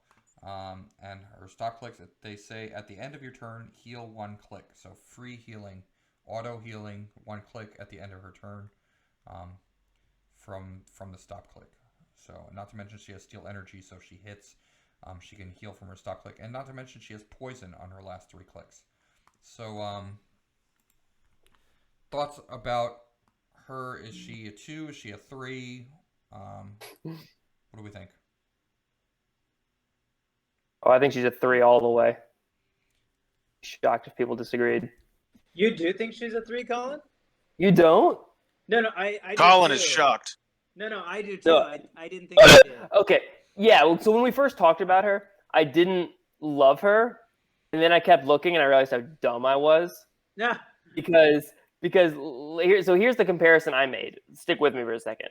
You know who I think is like one of the best pieces in the game? Superman. Yeah. And she's so similar. Literally 11, 18, 3 close expert. It's Superman. 2 stop clicks. It's Superman. Yeah. I think 60 points. It's Superman. Yeah, she does so much more than Superman. She charges. Right. She has movement attack. She's like, obviously her stop clicks like have charge flurry instead of just sidestep. She has outwit. She has poison. She has steal energy. Like I love that Superman. He's a 3 for me easy, and she's Superman and more and more and more and more. Yeah. I actually had the same thought about her and Superman, and then I went and checked to see if she had the Justice League keyword, but she didn't. Yeah. Yeah, but she's nuts. I love the like if you're I'm sorry, Nick. No, go ahead. I was just gonna say, like what you said earlier about the vampire dials not being meta, like I think WizKids realizes that and they love vampire dials. They just think they're cooler, whatever, I guess, because they keep putting them out. And they're like, and I think they sat down and they're like, okay, what do we need to do to make it meta? Well, we need to give it 2 stop clicks and we need to give it flurry so it did it and it worked. Then from there, like, they can't ignore her. If they ignore her, she's gonna go off. Yeah, the one thing I'll say is that she doesn't have improved targeting or movement characters, so she can be tied down. But yes, she does, right? Yeah, she has oh yeah, she does. Yeah. Movement characters. Oh my gosh, you're right. Yes, they can't ignore her. She's amazing. She's perfect. Yeah, she's great. Yeah, she's awesome. I mean, would you compare her to like okay, if you were comparing her to like Doppelganger, another Prime? So different. He has a special place in my heart. I don't think they are comparable, honestly. I think that it's easy to make that comparison because they're super rare primes. But Doppelganger is an Alpha Strike piece, and she's like a hang around piece to me. Yeah, any of the negative. It's funny because I did see a couple people online that were like pretty down about it, like even after like looking at it, and it's like, you know, you got to ignore the vampire part. Just pretend she doesn't even do that, and then pretend she doesn't even get the equipment. It's like, would you play a 60-point piece that can charge 12 for 4 now that has 2 stop clicks? And the answer is probably yes. And then you add that stuff on, and it's like, oh, okay, yeah. Yeah, Oh, yeah, and they're not so, just. And so, what equipment do you give her? Because I totally forgot about equipment. But the flexibility, I think, to be able to just switch to the bracelet and just move full 10 speed just to token some guys up and say, well, she has 2 stop clicks. Yeah, or the lasso, yeah. Just you get, because her name's Wonder Woman, so that works, right? Or does it's the team ability? The swapping works, yeah. Okay. But yeah, so it means she could in cap from 4 or like close. Yeah. No, she has 2 bolts. So she could in cap 2 people close or from 4, yeah. Yeah, and then she has 2 2 can get the splash in cap. So she's still just sitting there with 2 stop clicks. I cut you off, Nick. What were you gonna say about her? I don't remember. Oh, I remember. Okay. Her stop clicks aren't just stop clicks. Like, they're stop clicks that she auto heals off of, which is like, healing off a stop click is insane, and she just does it. Yeah. Yeah. Like, yeah, she's so good. Yeah, I'm definitely excited for this Prime. I think. Would you say she's better? And I'm gonna compare her to another Prime. Than another Prime in this set, Prime Giganta. Oof. I think she is. Like, what would you be more happy getting, this Prime or Prime Giganta? This one, because it's worth more money. Oh, you loser. No, I can sell it. Buy a Giganta. We know I'm the king of pulling super rare primes. I've probably pulled in the past 3 years like 6 super rare primes. So I fully expect to get one in the first booster I buy. I think I still prefer Giganta, but it's close. I think Giganta is easier to build around because she has more keywords. She has keywords that I like, and she themes with any Wonder Woman piece ever automatically. She just has that trait, so she's just way more playable to me. Like, she just fits on a lot of teams easily. Like, it's a retail piece that has tons of keywords, whereas Wonder Woman is a little bit more specific, so she probably sees less play if I pull her, but you can't go wrong. Yeah, that's hard. Yeah, that's tough. That's tough.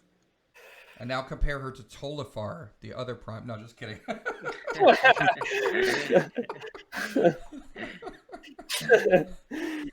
And we know how we feel about Tolafar. I think we all gave him herbal tea or something like that. Yeah. Who the hell is that? I don't even know who that is. You've already forgotten him. All right, let's take a look at the next figure. Chip. Chip is very simple figure, right? Not that complicated.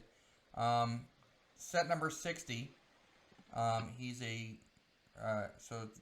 real name Chip. 6 range with a single target. Green Lantern Corps team ability, 35 points. Sidestep, TK, ESD, and Prob. Animal, Green Lantern Corps, and Herald keywords. And free, if no construct generated by Chip was on your force's turn, generate a green construct. And so let's take a look at another green construct. Well, we saw the catcher's mitt. Well, the only other one actually comes with the chase. The only other green construct comes with the chase. It's the Spotlight. Spotlight. Where's the Spotlight? Looking for it. Here it is. Here's the Spotlight. So, 6 range, 0 points. Construct. We talked about the construct rules. The rules for constructs. Sidestep and ESD. And a trait, shining a light, free, targets through hindering. Choose an opposing character within 6 squares in line of fire. The chosen character modifies range and attack -1 when making range attacks until your next turn. So if you're playing Chip, you can either choose that, or you can choose the catcher's mitt, and I'll show the catcher's mitt again just real quickly. I will show the Spotlight again when we get to Jessica Cruz, who comes with the Spotlight. But this is the catcher's mitt. I'm showing here on the screen now. Let's take a look at Chip one more time. Set number 60. What are your thoughts on Chip? 3. Yep, 3 for sure. Yeah, like And is she better than Teen Lantern? I don't know if it's a she or a he, Chip, but is Chip better than Teen Lantern? Matt, you've been playing with him the most. Playing a little, mostly team building. I just think they fill different roles, but I mean, this in the black hole adds more to your team.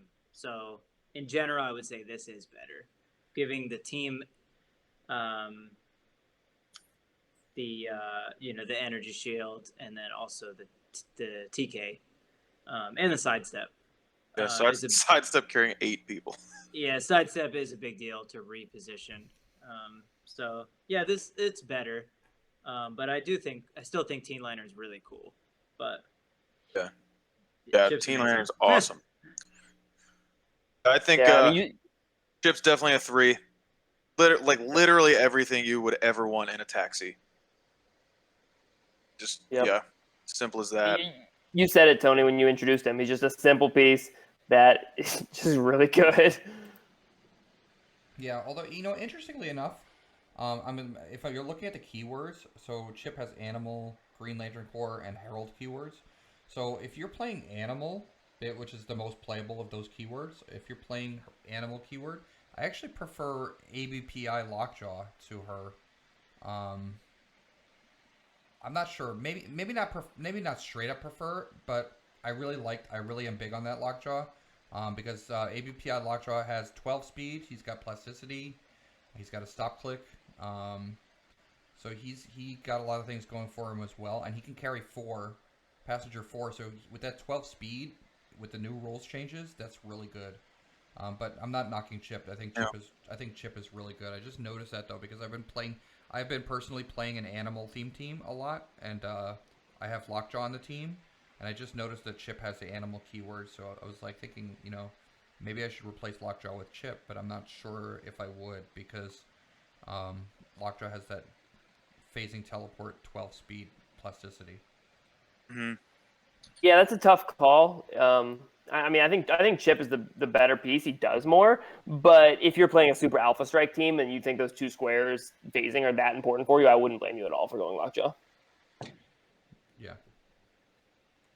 All right, so let's take a look at so I think definitely a 3 for Chip for sure. Let's take a look at the next super rare, which is set number 61. Wonder Woman, Princess of Themyscira. This is the title character in the set.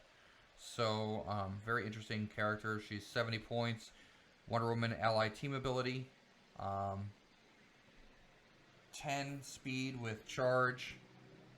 18 defense with super senses. 3 damage with leadership. Keywords Amazon, Justice League, and Warrior. She has a trait, which is Champion of Themyscira, Sword of Athena. So she can start with any equipment equipped, but if she starts with the Sword of Athena, her critical hits deal penetrating damage. Keep in mind that Prime that we saw before has to start with the Sword of Athena.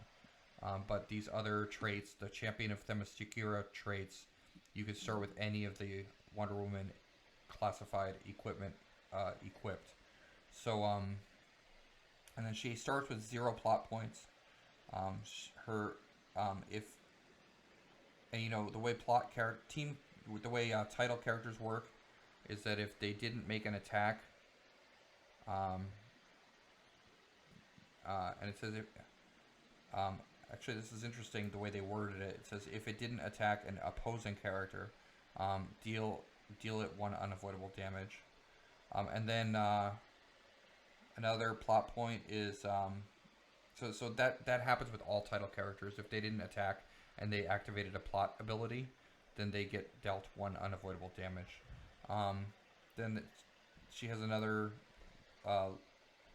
thing here that says when Wonder Woman Princess of Themyscira is KO'd, for the rest of the game, opposing characters modify attack +1 when attacking only characters with the Amazon keyword.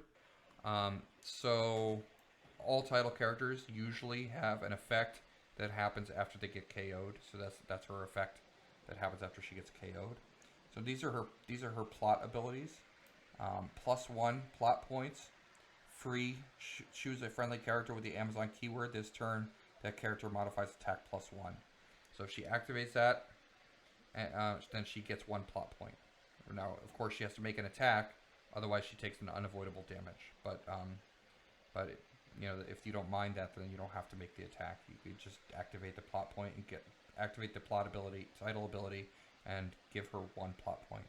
Then if she already has a plot point, she could spend 1 plot point, -1 plot point, to free generate a Amazon Warrior, set number 4 Amazon Warrior on click number 1.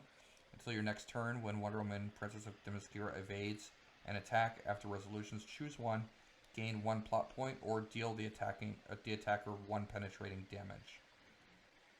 And then the last title ability is -5, protect man's world from the enemies of Themyscira.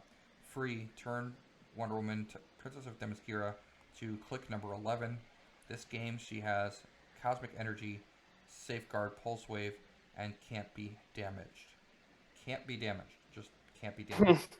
At the beginning of your turn, if there are no other friendly characters with the Amazon keyword on the map, you lose the game. So hopefully you have a lot of Amazons on your team so that she stays in the game. But, you know, her click 11, where she can't be damaged at all, has 12 speed with charge, 12 attack, 18 defense with super senses, which I don't really understand the super senses, I guess, but if she can't be damaged, then why would she need to evade an attack? But still, that's super senses that succeeds on a 4 through 6. Mind control, maybe. Yeah, mind control or in cap. So, and then she's got 4 damage with exploit weakness. So, there you go. The title character. There's lots of stuff to read about it. But what do you think about her as a character, as a figure?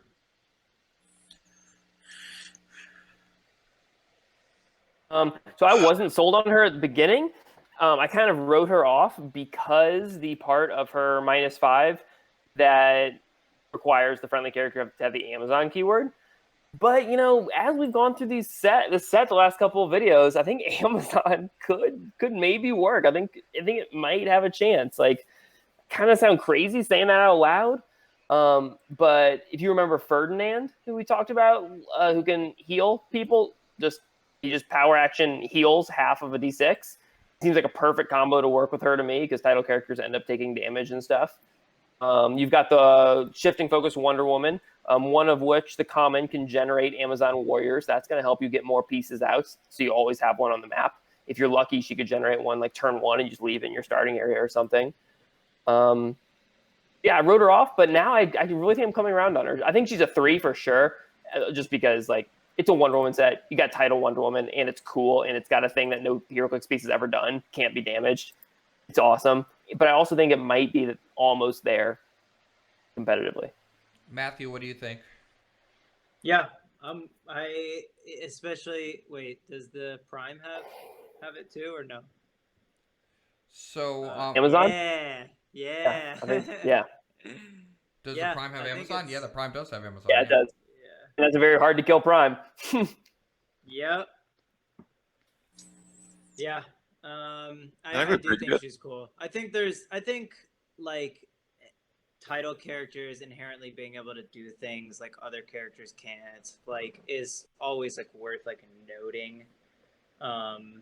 She may be more work than she's worth, but if you can do it and pay it off, and at the very least a very fun casual piece, and you know, pretty darn playable. So at least a 2, I think. Yeah, I'd say 2. I'm not usually a huge fan of title characters, but she can, if she just goes like 5 turns in a row, activating that +1, she can get to that click 11. Be pretty sweet. Even without it, put the golden armor on her. Like, oh, that's pretty true. good. Yeah. Yeah, she has only 70 points. The sculpt is really cool. I like how she's standing on like the Wonder Woman like logo. It looks sweet. Yeah, it does look Yeah, good. she's awesome. Definitely one of my top ones. Yeah. Yeah, I agree. I mean, I don't know if she's. I'm kind of with Nick, like putting her at a 2, but only because I'm not huge on title characters. But I mean, this just seems so cool to have like an undamageable figure. So I'm definitely gonna try building around her at some point for sure. Let's take a look at the next figure, which is Wonder Woman. Okay, this is actually the last super rare in the set, so we're gonna take a break and go to the chases after this. But here we have Wonder Woman 60 set number 62. This is the last super rare. This is the golden armor shifting focus Wonder Woman. So she has 10 speed with charge, 11 attack with Blades Claws Fangs, 19 defense with a special, and 2 damage with Empower. Interesting. Wonder Woman ally team ability, 75 points. Shifting focuses with the other shifting focuses Wonder Womans that we've seen. Amazon, Deity, Trinity, and Warrior keywords. Okay, so we've seen Trinity on a few Wonder Woman in this set, so that's good. She's got the shifting focus trait, which we've looked at before in this set. I'll read it again because I don't think we've seen it in this episode. Free if Wonder Woman began your turn on the map, replace her with another character with this trait. When Wonder Woman uses shifting focus, Wonder Woman, while equipped with a Wonder Woman equipment, remove that object from the game and don't score it instead of unequipping it. So this is just a special way that shifting focus works with equipment. She's got defend and toughness on that. So 19 defend with toughness. Charge blades, empower, 2 damage. She hits regen at her last 2 clicks. What do we think of this shifting focus golden armor Wonder Woman? I think that I'm gonna buy some gold leaf and put it on the sculpt. Get actual gold. Just kidding. No, I'm really high on the shifting focus Wonder Women, all of them. So she's definitely a 3 for me. She's part of that kit. Empower is just better than it's ever been. 19 defend is amazing. Yeah, she's awesome. Very important part of the kit. Yeah, I agree. I've played, I think, 3 matches with shifting focus Wonder Woman now, and I've ended up using her the least out of all of them. But like Matt said, she's very important because the 19 defend is just like something that you end up you need for a lot of games because it just helps defend against the alpha or whatever. Mm-hmm.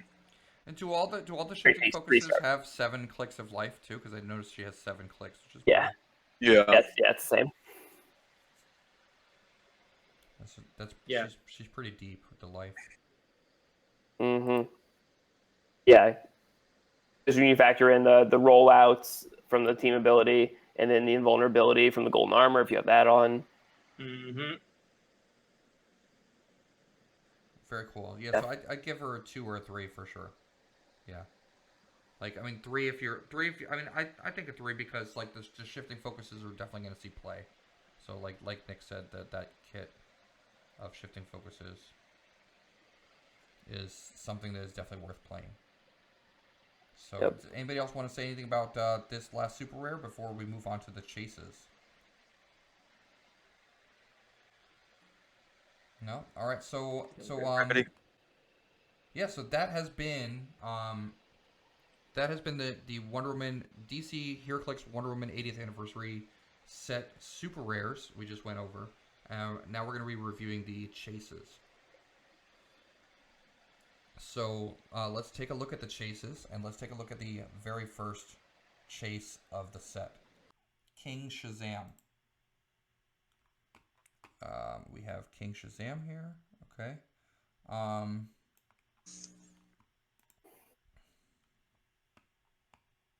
King Shazam is 150 points or 50 points. I think all of these. This is a Dark Knights series. and they're all playable Mhm. at 50, which is interesting. So you can Competitively, yeah, for sure. That's Yeah. where they, yeah. yeah, for competitively, and also for like you can play them together as a 300 Oh, point true. team. Yeah, Um, that's true. so here's King Shazam, and he has a Dark Knight's deity, monster, mystical ruler, and secret 6 keywords. Um, Real name Billy Batson. 13 movement with charge, 12 attack with quake, 19 defense with impervious, 5 damage with exploit weakness. He's got secret 6 trait, which all of the secret 6 have this same trait. Outwit. King Shazam modifies attack +1 when attacking +1 characters with a shared keyword. If there are if there are 6 plus friendly characters with the secret 6 keyword on your force, opposing characters can't use protected outwit or safeguard outwit. So that eliminates like you can now outwit power cosmic or cosmic energy figures if you have 6 or more of these guys. Then another trait, Holy Moly Superman. I didn't mean it. When King Shazam is not on click 11 and would be damaged by an opponent's attack, you may instead note your current click and turn him to click 11. So anytime he takes damage, if you want to turn him to click 11, you can. And then his attack power, which is on click 11. So on click 11, he has plasticity and an attack power, 12 attack special, 14 defense with nothing, and 0 damage. So, but let's take a look at his attack power. Shazam. The first time this click is revealed, King Shazam has immune until your next turn. Power. Make a close attack targeting all adjacent opposing characters. Hit characters are dealt 3 penetrating damage instead of normal damage. After resolutions, turn King Shazam back to his last noted click. So, and that's a power action. So, I think somebody did point out that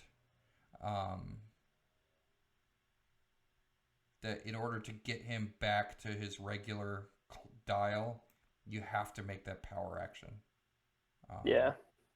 So, what are your thoughts on King Shazam? So I'm probably a 3 on him. I think some of the other Secret 6 chases are better, and he definitely requires a lot of work, right? Like especially like some TK on your team to be able to reposition him once he gets to that click 12. So he probably would pair really well with Onslaught with a free TK, or even like Scarab. Yeah, or Scarab. Yeah, that's true. Scarab starts with TK at 50 points, right? Mm-hmm. But I think with him it is worth the effort to be able to reposition him and have him, I don't know, go to that click 11 and be able to make that attack. And then just go back to his noted, like, that's really good for 50 points. Yeah, so like we could take a look at his 50 point 150. dial. Yeah, at 150, let me look at his 50 Or- point dial. Because I have his 150 point dial displayed. Yeah, so here's his 50 point dial. Charge, blades, 11 attack, invuln, 3 damage with quake with exploit, 3 damage with exploit. Not to mention he has Injustice League and Mystics team abilities. Yeah, he's like, I think all the Secret 6 people are going to be a 3 for me. He's awesome. He's just an awesome piece too. Yeah, so I mean, I obviously like him a lot. I think I am only a 2 on him. I say that 2 double shot in the context of the chases. Like, if he was set 004 common, like obviously he's a 3. But in the context of pulling a chase, I think I'm only a 2 on him. Really cool, like Nick said, great sculpt. Could work on a team, but I think he's just a little bit too easy to be ignored. And I don't know. There's other directions I'm going if I'm looking for kind of what he does, like a charge piece that's got a little bit of hard to kill to him. Mm-hmm. Good, but not blowing me away. Yeah, I agree. I would put him at a 2. I mean, in the context of the chases, not my favorite of the chases. That he just basically does charge blades, exploit, which is good for 50 points. He's got a lot of power for 50 points potency, but not my favorite. If I'm pulling a chase, it wouldn't be my favorite chase pull, other than the sculpt, which is amazing. Sculpt is awesome. The thing that's good about him is your opponent really has to focus on him, because the way his is like dial turning works is he can use it like multiple times during the game. So like if they hit him there once and then he goes back, he can just spin back the following turn and just keep doing that, because they have to eventually double tap him or whatever. Yeah, so you have to put in some work on him, and if you want to put in an entire turn on a 50-point piece, that's fine with me, because I have 250 points of other pieces that can now attack you. Yeah. Okay. Let's take a look at the next figure, which is Scarab. We have Scarab at 75 and Scarab at 50. So at 50, he starts with Sidestep and TK. At 75, he starts with Running Shot, Pensai. He starts with a damage power. So he's got the armor, Dark Knight's Deity, Monster, Ruler, Secret 6 keywords, Injustice League and Mystics also. 6 range with single target. Real name Jamie Reyes. He's got that Secret 6 trait that we talked about. And he also has another trait that says free. Choose an adjacent character until your next turn. Scarab can use the effect of all equipment equipped to that character. And then the damage power is Scarab can count squares for range and line of fire from unheld objects and opposing equipped characters. When Scarab attacks this way, he deals a maximum of 1 damage. Grade for Scarab. Definite 3. Yeah. Yeah. This might be the easiest 3 in the set for me. Yeah, he probably sees the most competitive play out of any of these pieces in the set. People are going to be trying to get him to work and building around him as long as he's modern legal, just because what he does is so unique and has so much potential. Mm-hmm. Yeah, and so at first, when he first came out, I was like, oh, that's 75 points is nice with the Psychic Blast. To kill some Dark Phoenixes from the way, or however big the map is.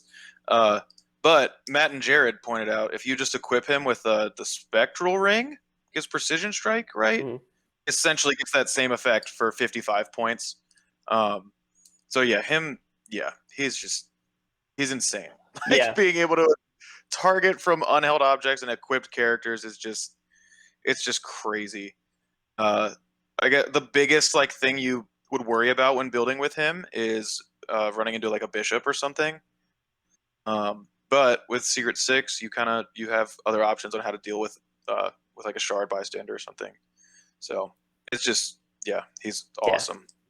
Yeah, you point out good stuff, Nick. I do think he's still playable at 75, but you're right. He's for sure better at 50. He's for sure playable. I mean, I really think that he's a support piece at the end of the day. You can shoot with him from objects and pick stuff off. That's cool. But he's dealing 1 damage, so it's not your strategy. You just kind of do it if it works. I think he really shines at 50 because he's got the TK he can do from objects, and then the copying the effects of the equipment. You put him next to a think about this. You're playing against someone who's equipped, a Shifting Focus Wonder Woman or any of the Wonder Woman. They start equipped. You've got a time gem on your team. Someone else equips it, and now you go and charge that character, that Wonder Woman with someone else on your team, and now Scarab can prob your own piece from the other piece's square that they're punching. It's just as ironic, and I love it. Yeah. That is. But yeah, that being able to copy the equipment is just super good. Plus the TK, plus sidestep, plus outwit. The outwit from the objects alone is maybe worth 50 points. So you would copy more of a support type equipment than you would gravitate towards an offensive equipment Yeah, that's just me. Nick pointed out, he would do the Spectral Ring, which is obviously a great choice too. But if I was going to play it, that's probably what I would do. I would, or I would have the Spectral Ring equipped on him, and then have like whatever kind of support object you want equipped to somebody next to him in the starting, like someone else who can kind of stay back, like the reality gem. So he copies the effect of the reality gem. That's essentially +2 perplex for your whole team. Yeah, time gem gives him an extra like square of reach and prob, like Colin was saying. Like there's so much. Yeah. So I agree. At first when I thought of him, I haven't really done much building around him yet, but I was thinking the liar ring, to give him mind 10 control. range. And 10 range. 10 range and mind control and out and oh no, well does he have outwit? Yeah, outwit. He does have outwit, so he can outwit from 10 range as well. So I was thinking the liar ring, but yeah, it's a good option. Yeah. And because he's sitting in your starting area, like I know no one really does this, but he could be a character to multi-equip Mandarin rings on, since that's a possibility. Yeah, true. So, all right. Let's take a look at. So yeah, I'd give him a definite 3+, like for sure. I don't. Although I don't know, there are some other really great chases. Here's another one that people have been talking about is Sky Tyrant. Purely an offensive piece here. Talk about the polar opposite of Scarab here. Sky Tyrant is set number 65. He's 100 points with or 50 points with the Injustice League team ability. Oh, so he doesn't have Mystics. Interesting. And he's got the Brute, Dark Knights, Injustice Society, Monster, Past, Secret Six, and Warrior keywords. He has that Secret Six trait with he gives out wit. He has a trait when Sky Tyrant KOs an opposing character, give him a reincarnation token. When Sky Tyrant would be KO'd, you may instead remove a reincarnation token and turn him to click number 7. Then he has a speed power that says flurry, charge, but do not half his speed. When Sky Tyrant hits after resolutions, he may move up to half his speed value using improved movement characters. So this Sky Tyrant, I mean, he can charge for 12, blades, exploit, possibly deal 12 penetrating damage because he has flurry. What do we think about him? And would you play him at 100 or 50? So he's my personal favorite chase. I know I just said I think Scarab will see more play, and I think he will because he does more. But for me, I mean, Sky Tyrant is my favorite. I'm definitely playing him at 50, just because I think his dial, everything he does, is more conducive to Quake than Blades. Like for instance, Blades, he's also got dual targets, so you're kind of wasting the dual targets if you're bladesing. The Quake is great because he gets to move based on the number of characters he hits after resolutions. So quaking, you're just hitting more characters, whereas at Blades, you're hitting twice with Flurry. If you quake 4 people, you're hitting 8 people with Flurry. So now you're moving 8 times 6, 40 squares. Pretty good. Run back and forth. Yeah. I mean, he is very killable at 50 points.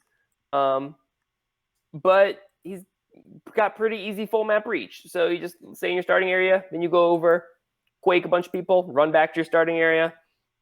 He just has so much offensive potential. Do it all over again. And then he gets stop clicks. Yeah, and do it all over again. Yeah, he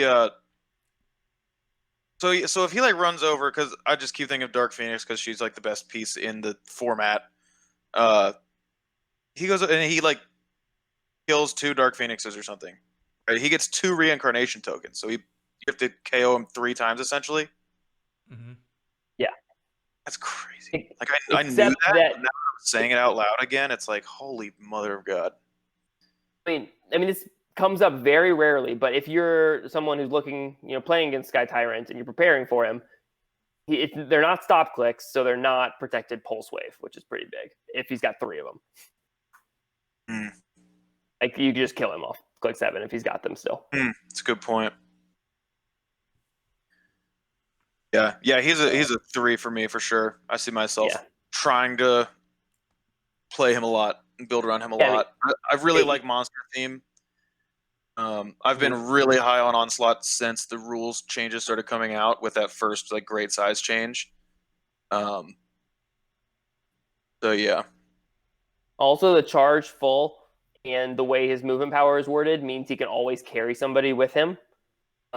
So he, like, if you're playing theme, like you just said, monster, whatever, always just have someone else with him, just to have the additional prop there.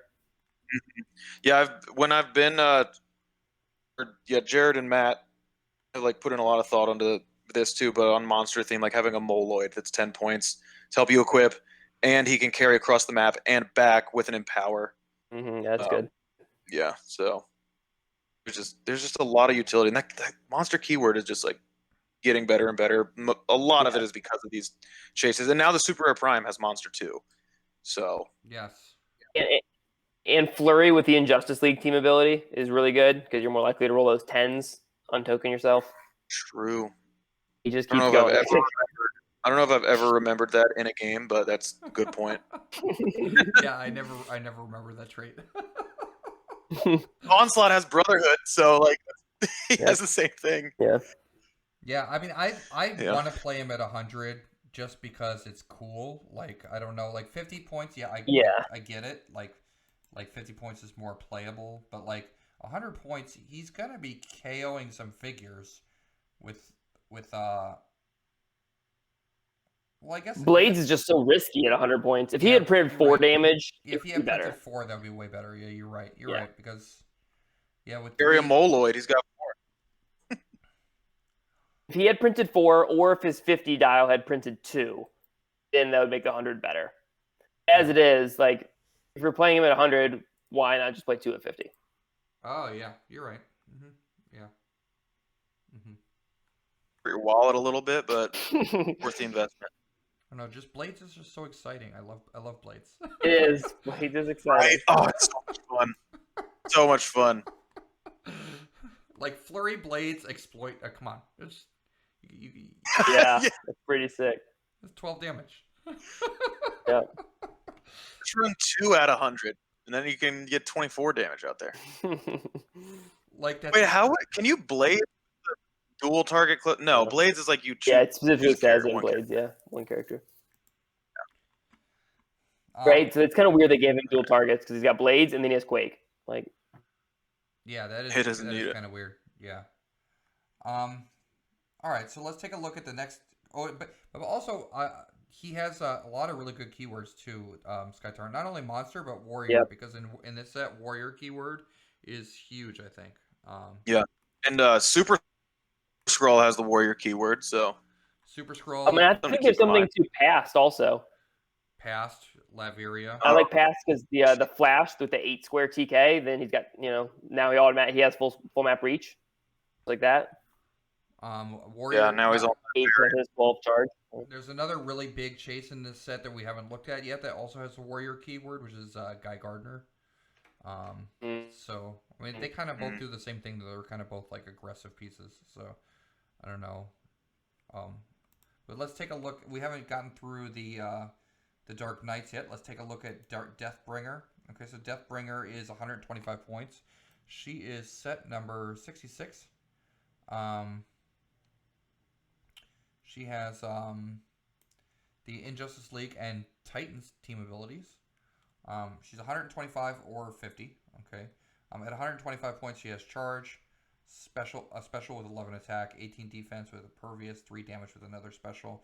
She's got the Amazon, Dark Knights, Monsters, Sacred Six, Teen Titans, and Warriors. Keywords, real name Donna Troy.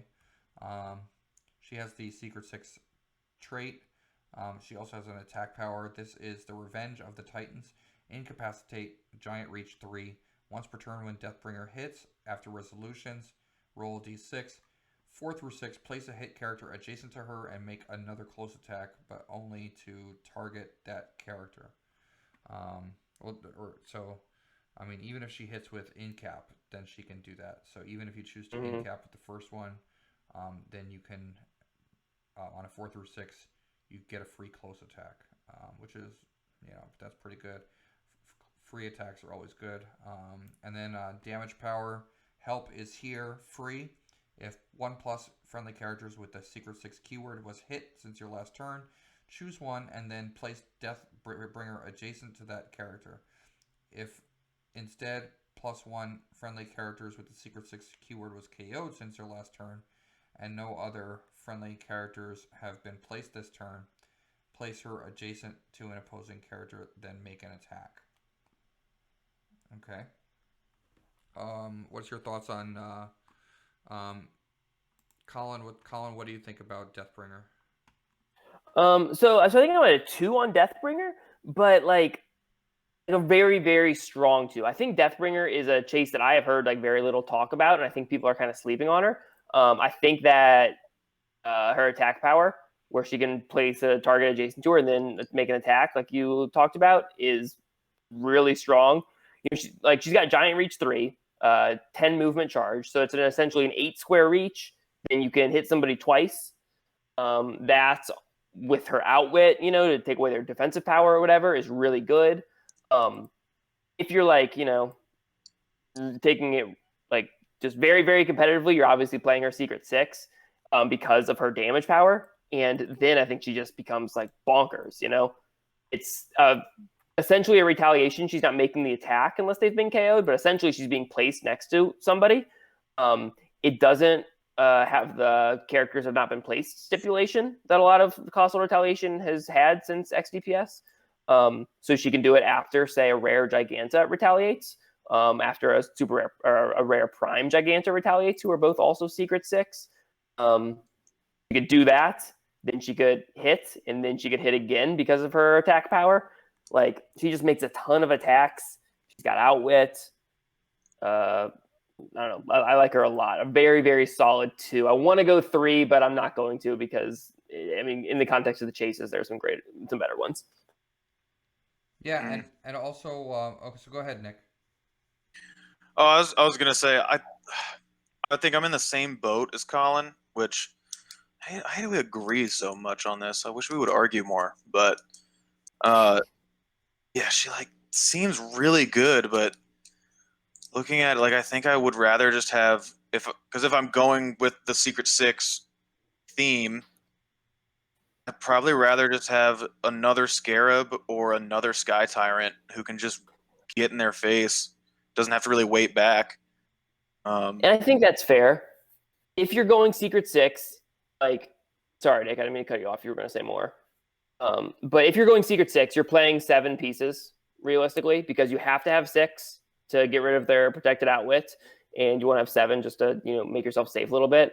So you're starting with Scarab, a Sky Tyrant, a Commissioner, who we'll talk about in a second, and then a few Giant Girls to get your theme bonus up, and then you're basically left like with 50 points or so, 50 to 65-ish points or so. And yeah, the option is like a Deathbringer or a second Sky Tyrant or a second Scarab, or only having 6 pieces instead of 7 and having 1 less Giant Girl and like no equipment. Yeah, I've thought about it a lot, as you can see. And I'm with you, Nick, but I do think she brings enough. I think 1 Scarab, 1 Sky Tyrant, 1 Deathbringer is a really good option. Yeah, it's definitely not bad.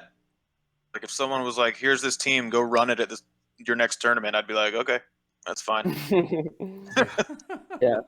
I mean, one thing I wanted to also point out is that when she does her little retail thing, where like she's placed adjacent to a character that you choose, she can then outwit before she attacks. Oh, that's a good point. Yeah, and the whole like turning off protected or now safeguard outwit. If you have 6 of these people, that's just insane. Like protected outwit is just like built into the cost of so many figures, and it's what makes so many figures so good. It's what makes stop clicks so good. And like being able to turn off whatever you want on every piece in the game is just like and just they ridiculous. all have it too. So like it's not like you're only outwitting 1 thing. Yeah, you're outwitting 7 things a turn. Yeah. All right, so let's take a look at the Commissioner. Now, this one I was actually thinking might see more meta play than Scarab, but I wasn't sure like what you guys think, because Commissioner comes in at 50 or 25, and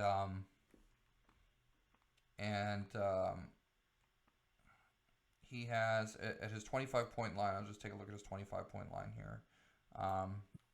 Police team ability, underworld team ability, 6 range, single target. He's got stealth. He's got a 9 attack special, 16 defense with mastermind, 2 damage with leadership. He targets through hindering. He has the Secret 6 ability trait with the outwit. He has another trait, rookie light him up. Power, once per game generate a rookie bystander that gains the police keyword. Then another attack power. This is it, old friend. Do or die time. Power, choose an adjacent friendly character that shares a keyword with the commissioner, and he can choose rookie because even though rookie's a bystander, he's got the police keyword. The chosen character may make an attack using its printed combat values after resolutions. If they missed all targets, give them an action token. So it's kind of like a free attack that you make. You can give an adjacent character kind of a free attack. He's got the leadership. He's got outwit, and he makes this. He's got the police team ability. He makes this rookie. Let's take a look at rookie. 10 movement with running shot. 11 attack with penetrating psychic blast, 18 defense with impervious, and 3 damage with a special. The special gives him the stealth, gives him the Batman ally team ability and the police team ability and probability control, but only if the commissioner is within range and line of fire. Protected outwit, so that whole power is protected outwit, and also by the way, he's a giant. Mm-hmm. I love giants with 7 range dual target. So yeah, and the fact that he's a giant is really big because that means he gets to carry the commissioner around, so he's always within range and line of fire so he always has prob. Good point. Mm-hmm. Yeah, I love when giants have stealth because I just picture like this giant freaking robot hiding in a little bush or something. Yeah. Yeah, the commissioner's a 3. All these Secret 6 pieces are so good.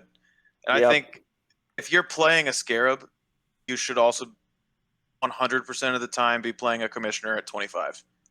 Because Scarab can attack twice from any object on the map if you give commissioner a power action.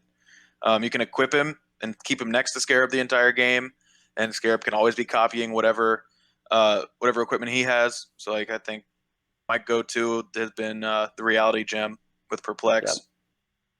It's just really, really, really good. Yeah. I mean, everything Nick said. I think reality is the best. Time is an option, but probably not. I mean, at the very least, he's a 25-point leadership that pops out a really strong bystander. But then, if you're doing the making the your allies attack, that's something else. Then you've got all these team abilities between him and rookie that can be copied for wild cards. He's got outwit, stealth, so he's not super easy to kill. Stealth and mastermind, really, really good piece. Definitely 3. PD is just like line of fire. So like, if you could PD down people's defense for Scarab like across the map. Yeah. Mm-hmm. Yeah. Or like if you are playing it with like an onslaught, like onslaught's what, 11 range? How much range does he have? 9 range. So the PD team ability is going to come in handy. Yeah, and don't forget the rookie has prob too. Yeah. If there wasn't enough for 25 points. Did we mention? Yeah, no, that's what's crazy. He has leadership. Yeah, why is he 25 points? He's got leadership, good. and prob, basically. And like this 25-point dial is like a minimum 40 points. He's still getting played. 50 points. He's probably still getting played. He's 25. Like, it's insane. Yeah. He is what Yeah. brings Secret Six together because he's the only one with leadership. Like Nick said, he lets Scarab double attack. Like he's a cheap piece that helps you get to 6 or 7 figures easily. He's what makes that keyword competitive viable, and not just viable, but very, very strong. Maybe one of the strongest. Let's take a look at the last of the Dark Knights, or the Secret Six. I've been calling them the Dark Knights, but they're actually the Secret Six. So the last one is the Supergirl, and she comes in at 175 or 75. If you're playing all 6 of them, you have to play her at 75. So here's her 75-point dial. Well, let's take a look at the 175-point dial because that's just cool. She's got 8 range with single target, Injustice League team ability, and Superman ally team ability. Dark Knights, Kryptonian, Metropolis, Monster, and Secret Six keywords. Real name Kara Zor-El. Secret Six trait with the outwit. Another trait that says, I'm here to give you a choice. When Supergirl would damage a character without an infection token, give them an infection token. Characters with infection tokens gain the monster keyword, which synergizes with her first trait because when she attacks characters with a shared keyword, she gets +1 attack. So then her attack power is poison. This attack power comes at the last four clicks of her dial. Is she gets poison when Supergirl uses it. Characters within range and with infection tokens are considered adjacent, and damage dealt to them is penetrating. So it's kind of a nasty poison that she's got there in her last few clicks. She has running shot, Pensai, impervious, 4 damage. She gets close combat expert later on her dial, and sidestep later on her dial. What do we think on Supergirl?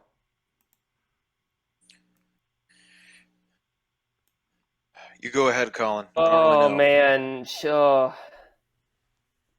I can't. Do you have your mind made up? Because I'm really curious if we're close or if we're really far away on her.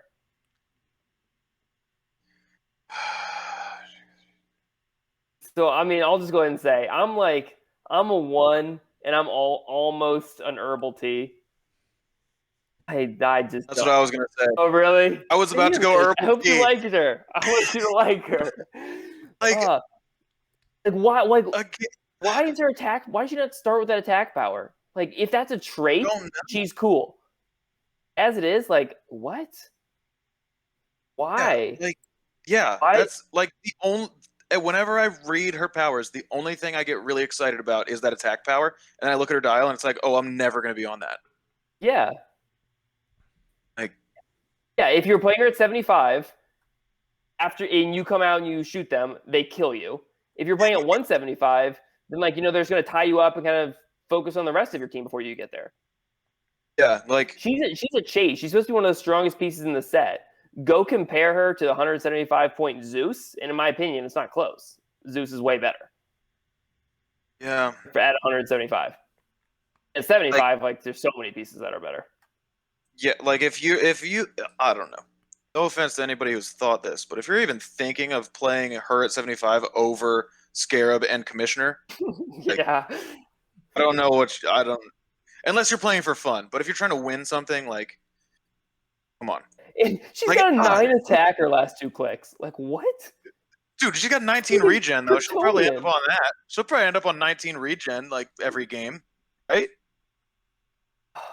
She'd have to be 40 points, maybe 35 for me to play her at her 75-point dial. Yeah, I think at least if you gave her, does she start with the 12 attack? Oh, she does, I guess. But she starts at 175. I didn't notice that she lands on a 9 attack at the end there. That's pretty bad. Yeah. Yeah, you do 3 damage to her on her 75-point dial. She's at a 9 attack already. Yeah, she's not protected outwit. She doesn't have invincible. So, you just do any penetrating damage or any outwit, and she just dies at 175 or at 75. Yeah. Okay. Kind of a disappointment. Yeah, but Nick, we're both going to pull her now. Yeah, that's we just said all that. That's the one we're going to play. Yep. Okay, All right, she's a 3. By the way, so how would you guys compare? Well, okay, we haven't looked at them yet, but I know you guys have seen the lanterns, which are the next set of chases. Do you think that the Secret Six are better overall as chases than the lanterns, or do you think the lanterns are better? It depends. I think Secret Six is better. Yeah, I mean, it depends what you mean by better. Like, if you're talking about, like, if you're running a theme, Herald or Secret Six in a competitive tournament and you're trying to win, yeah, it's Secret Six for sure. Scarab, Sky Tyrant, and Commissioner are better than anything the Lanterns has to offer. But as a theme set, it doesn't get much cooler than the Rainbow Lanterns. Like, that's pretty awesome. Yeah, I would say, like, if you're comparing like the set, like if you're playing Lanterns versus Secret Six, I think the thing that really takes the Secret Six over the top is their outwit thing. Because I don't think you can like overstate how good that is. Yeah, my shelf at home, like all those lanterns would look really cool. Yeah, they would. Alrighty, so let's take a look at the first lantern. By the way, let's take a look at it. So the first lantern that we have is Sinestro. By the way, all of these lanterns have only 1 point dial. They're only 50 points. So this is Sinestro. He is the Indigo Lantern. He has the Indigo Tribe, Herald, and Warrior keywords. Sidestep, Pensai, Super Senses, 3 damage for the special. His special is Close Combat Expert, free. Choose one, heal an adjacent character 1 click, or knock back a character within range and line of fire 1 square in a direction of your choice. That's actually really good. Sneaky good, because that's kind of like what Magneto does and the Spin Ring does almost, where he can just put people, like, place them 1 square. So you're knocking them back. And now with the new rules, you can knock back characters that have charge or combat reflexes. So you can knock back pretty much anybody. And let's take a look at his construct. The Indigo Construct, which is the stop sign. Barrier. And opposing characters within 2 squares can't use improved movement. All right, so what do you think about that?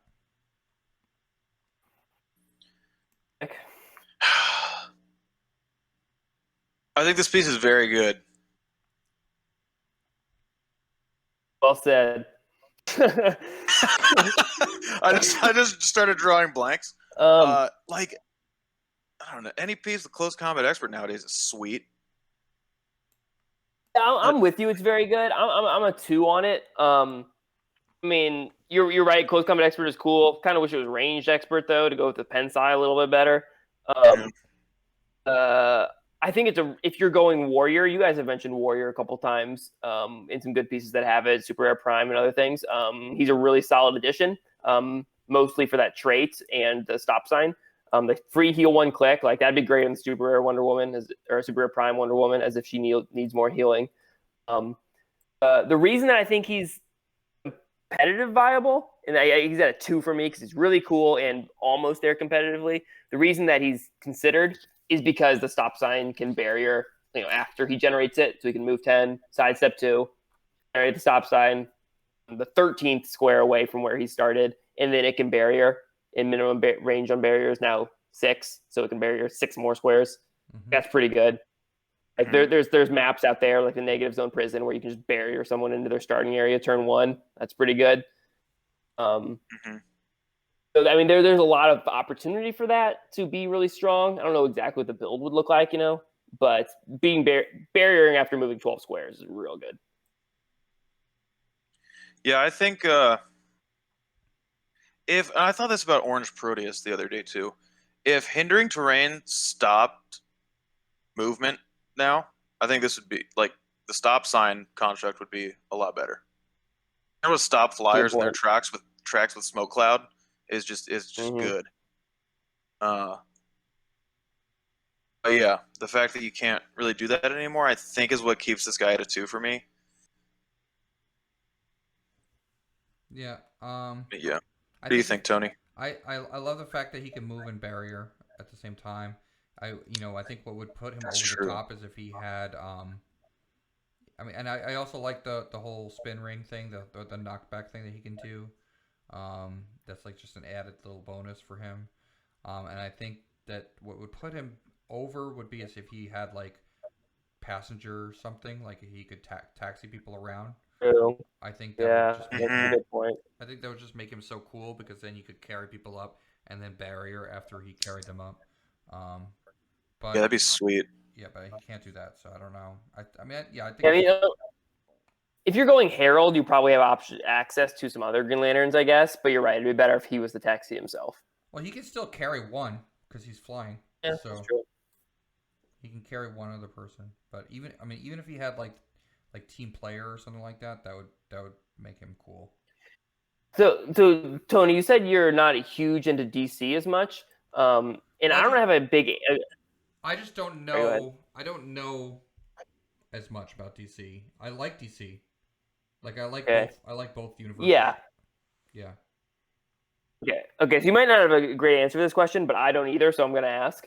Are you as surprised as I am that all these heralds that we're about to go through don't have the cosmic keyword? Like when I picture the heralds and the lanterns, like I always picture like space and space battles and stuff. Yeah, I was surprised too. I think they did that on purpose because they know cosmic is too strong of a keyword. Like imagine if you gave the one we're gonna look at, Guy Gardner, who has the chainsaw. Mhm. If you gave him cosmic, then you could pair him with Captain Marvel, and just go nuts with him.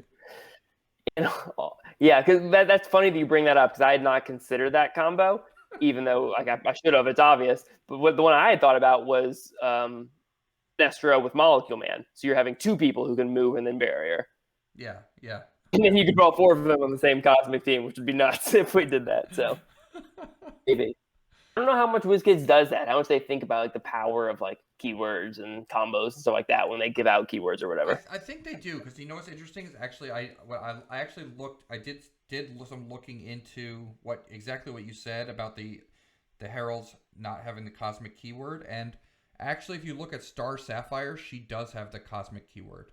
If you go back to True. Star Sapphire, which I think they did on purpose because she's not like OP. I don't know, like. Yeah, she's an interesting piece, but doesn't do something like Guy Gardner or Sinestro does. Yeah, exactly. Did the Lanterns in War of Light? Do they have cosmic keyword? I don't. I'm looking right now. Oh, looks like they didn't actually. It looks like they just had their. Oh, some of them did. First Lantern did. Oh, yeah, it's kind of all over the place. Some do. Ganthet does. Oh, Hanu does not. I don't know. Some do, some don't. Weird. I don't know how they decide that. So here's the next figure in the set, which is set number 70. This is the Flash. This is the Blue Lantern Corps Flash. This is the second iteration of the Flash that we have in this set. 0 range with 2 targets, 50 points, 12 speed with special, 10 attack, 19 defense with super senses, 3 damage with prob. Blue Lantern Corps Herald, Scientist, and Speedster keywords. Real name Barry Allen. He generates the blue construct. He has facing teleport when he uses it and moves 6 squares or less after resolutions. He may use flurry as free. So let's take a look at the blue construct, which is the Fire Hydrant. The Fire Hydrant has invulnerable, 10 attack, 2 damage, 6 speed, and has a trait. I'm not sure how this works. Free, remove up to 2 hindering or blocking terrain markers within 6 squares and line of fire. So kind of like the opposite of what Sinestro does. He removes special terrain from the board. So he removes terrain markers from the board. So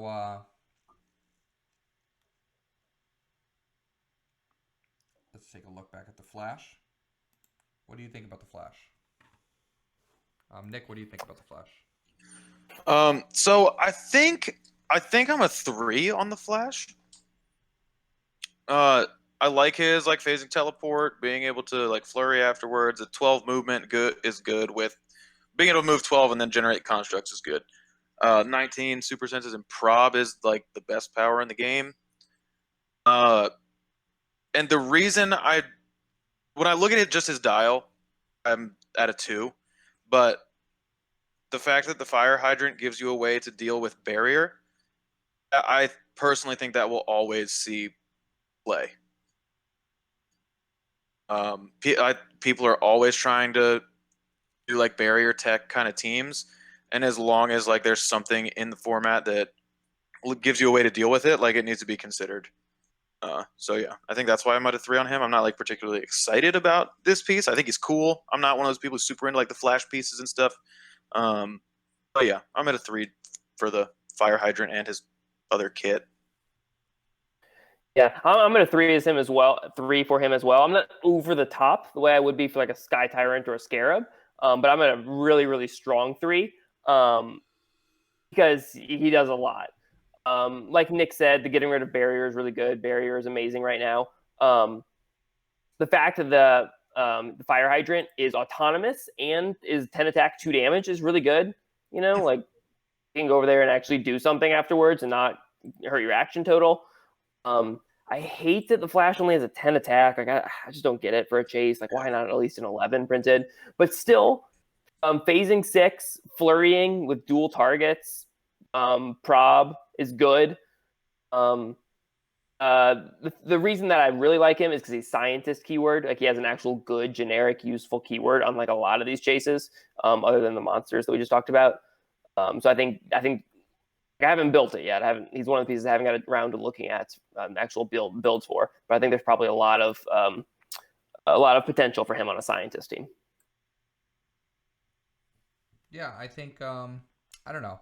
At first, I was kind of like a 1 on him because I wasn't really that impressed. I mean, not a 1 overall in the set, but like in the like compared to the other chases. But like the way what you guys are talking about him, I mean, he's growing on me a little more. Like I don't like the fact that he has 10 attack.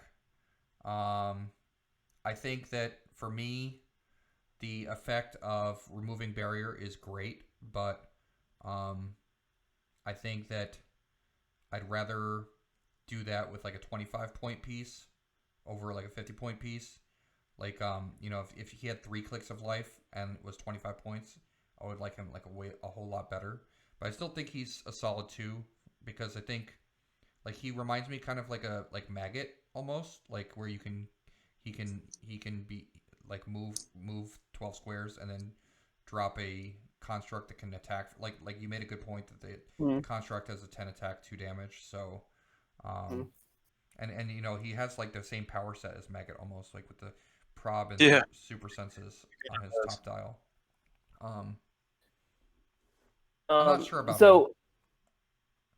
Yeah, no, I'm kind of with you. I also think his final 3 clicks are really interesting. Because on the one hand, they don't synergize at all. Like 0 range, by that point he's probably already in close, and yet he has enhancement and ESD. Like that's just weird. But also phasing 6 and then flurry dual target in cap, he could like double token 2 people. Like that's really good from 6 squares away. Like that'd be sweet to go in and just move your guys. They're both double token now. Yeah. If you understand what I'm saying, getting at there. Yeah, no, I understand. So you could flurry and in cap both times on 2 different people. Oh wait, hold on. Wait, so how does that work? So since he's got 2 targets, you see, right? Yeah. And he could like phase 6, flurry, in cap instead of normal damage. In cap once, then flurry again, in cap again. So 2 people on their team could be double token from 0 tokens, which is really good. Oh right, okay. Yeah, that is really good. Or he could single token 4 different people. You know, if the placing is right, obviously. Mm-hmm. Yeah, it's something. That is very interesting. Yeah. Yeah, I'm not sure what I would give him, but I think you guys, he definitely is interesting for sure. I think he's definitely. I mean, all these. I mean, all these chases have a lot of value in them. You know who he's similar to is Spot. The Okay. phasing, flurrying, and stuff. Yeah. Yeah. Spots are really strong. Let's take a look at the next. Oh, yeah, go ahead. Sorry, go ahead. No, you're good. I was just going to say he's another obvious candidate for Power Gem. Like, that probably makes you like him more if he goes from Flurry 10-3 to Flurry 11-5. Oh, yeah, that makes him like him more, yeah, for sure.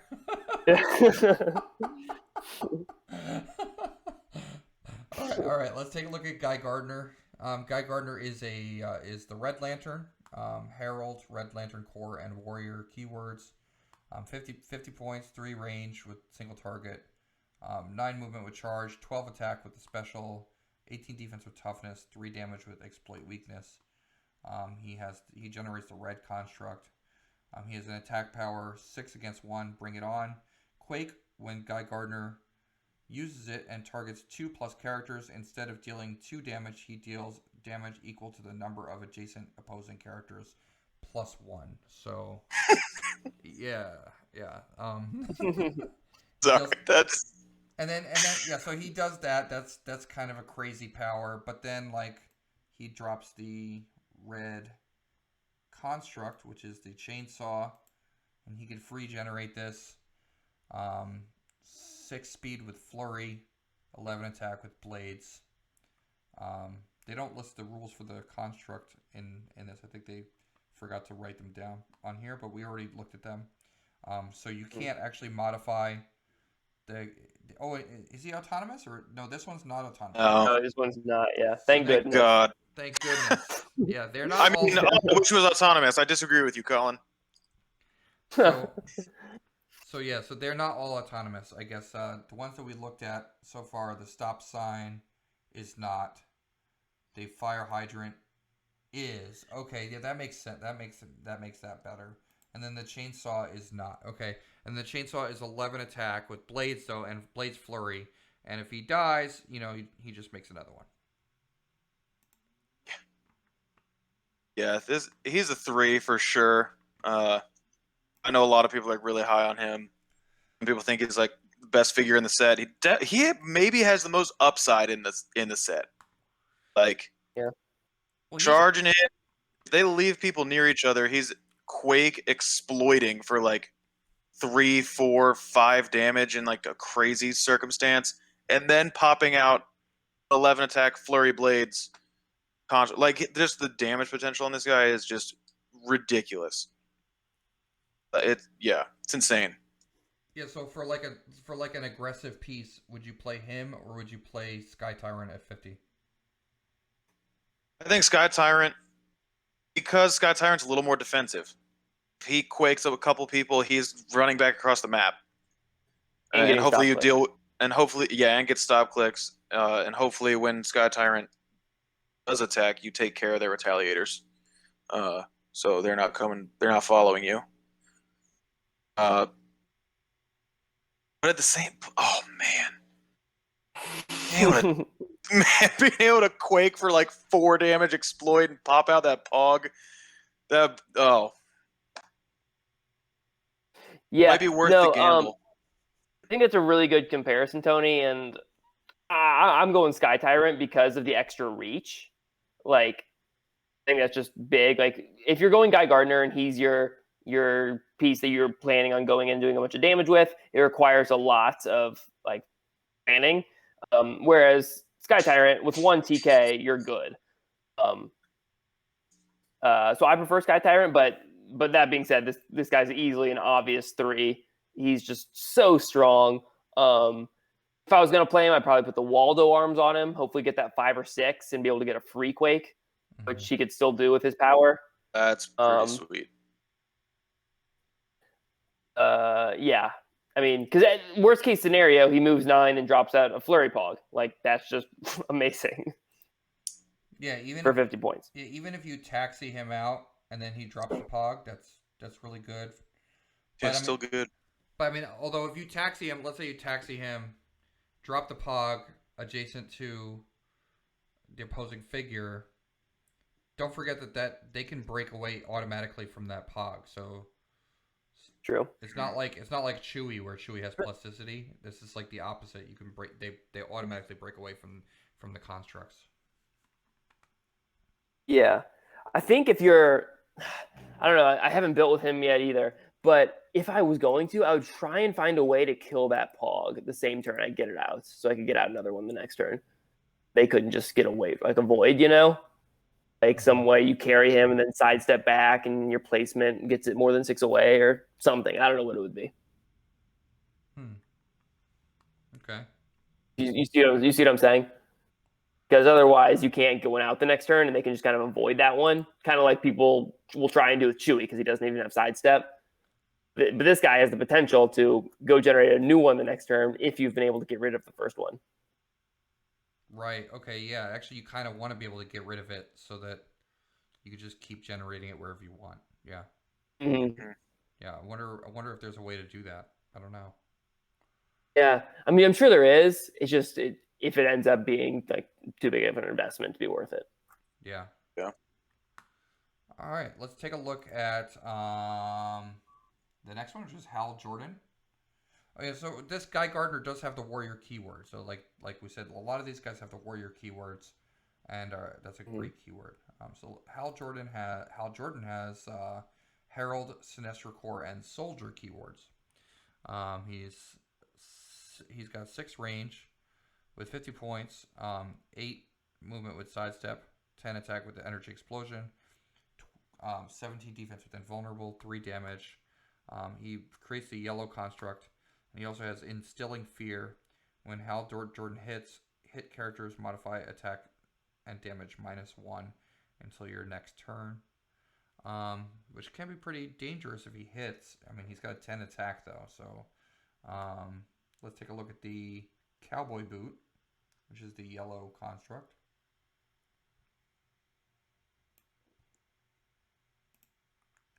The Cowboy Boot does have autonomous.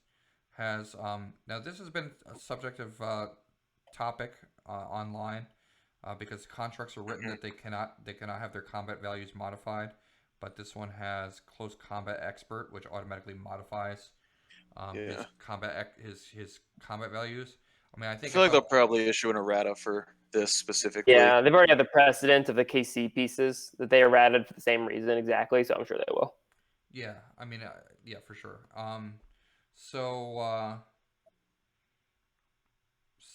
this one is basically what it does is it's got a special power that says this boot ain't made for walking. Free, knock back an adjacent opposing character 6 squares if it has tiny size, 4 squares if it has standard size, or 2 squares if it has giant size. Okay, so you just like knock somebody back, like kicking the hell out of people all around the map. Yep. And I mean, not to mention he's 11 attack, 3 damage, autonomous. So yeah, you know that's a pretty hefty attacker. That's pretty neat for But what do you guys think of Hal Jordan and the autonomous and the Cowboy Boot? Yep. It says it's autonomous on Quix Nexus. But not on Realms. Oh, it doesn't say it on Realms? I'm guessing that it is autonomous. I feel like they're more likely to. Not to mention also the Cowboy Boot is also giant size himself. So he's the only giant sized construct. Mm-hmm. So that's something there too. Yeah, I like the Cowboy Boot. I think it mostly because I think it's hilarious. But as far as the chases go, I think it might be a 1 on Hal Jordan. Hit character. Well, yeah, it started at 10 attack. Like, yeah, I think I'm a 1 on Hal Jordan. Not that excited about him. So I mean, I can definitely see where Nick's coming from. If that Cowboy Boot is autonomous, like he's got some potential at least. But I seriously doubt he's going to make like an impact on like a competitive game, even like a WKO level. But I'm definitely a 2. That being said, because it's a freaking big ass cowboy boot. How awesome is that? Like, it's just awesome. It's just so cool that that's the construct that they gave him. The only thing that makes me sad is that he doesn't theme with the Justice Riders from Elseworlds, so you can't just have a completely Old West theme team. I mean, I'll play it anyways and like beg my judge at my local venue to let me pretend I'm theme. But I think he's really cool, if not competitive. Yeah, I agree. I think he's cool. I don't think he's competitive at all. I give him like a 1, 2, and 2 for casual fun because I actually would play this guy casual. I think he's a fun piece, but that's about it. I think where WizKid puts a lot of value in that we haven't really talked about, like the reason that he's a 50-point chase, is the unique modifier. When he hits, hit characters modify attack and damage -1 until your next turn. That comboed with EE can be really strong. Like, you could give multiple characters on a team -1 attack and damage. Like, doesn't really happen that often probably in the competitive game, but it could be really good. Yeah, you'd have to set it up where you perplex him up really high in order to, or just get lucky and hit somebody with a 10 attack, Yeah, exactly. He only has 10 attack and he has no running shot or anything even, so yeah, it's hard to pull off. Yeah. All right, and then we have Jessica Cruz. Now this is the one that comes this is the last. No, there's one more. Wonder Woman. There's Wonder Woman. So there's one more after this. So here we have Jessica Cruz. This is her. She's set number 73. Green Lantern Corps team ability. So she's a taxi, 50 points, 6 range, 10 movement with running shot, 11 attack with Pensai, 18 defense with energy shield, 3 damage with enhancement. She generates green construct, and her construct that she comes with, although she can generate either one, but the one that she comes with is the Spotlight, which we did look at before. The Spotlight has sidestep and energy shield deflection, and has shining a light trait, free, targets through hindering. Choose an opposing character within 6 squares in line of fire. The chosen character modifies range and attack -1 when making range attacks until your next turn. And it is autonomous, the Spotlight. So, what do we think about Jessica Cruz? I think I'm a 1 on Jessica Cruz, unfortunately. She's just pretty boring. She's like not even super powerful. She's just okay. The super rare from, what was it, Rebirth or JLU, whatever the last Jessica Cruz was, Rebirth, is just much more interesting. The last Jessica Cruz they made, she just does a lot more. If I pull this Jessica Cruz, like, the consolation prize is you get the Spotlight, like you said, so at least there's that. But she's just not that exciting to me. Yeah, this piece, they took their theory of the commons and uncommons and making them super straightforward and almost boring, and they applied it to this chase, and that's kind of disappointing. So I'm gonna go herbal. It's like she's missing a badass trait or something. Yeah, I'm gonna go herbal tea. I think, like, I don't know, this is probably hyperbole, but this might be the least exciting chase I've ever seen.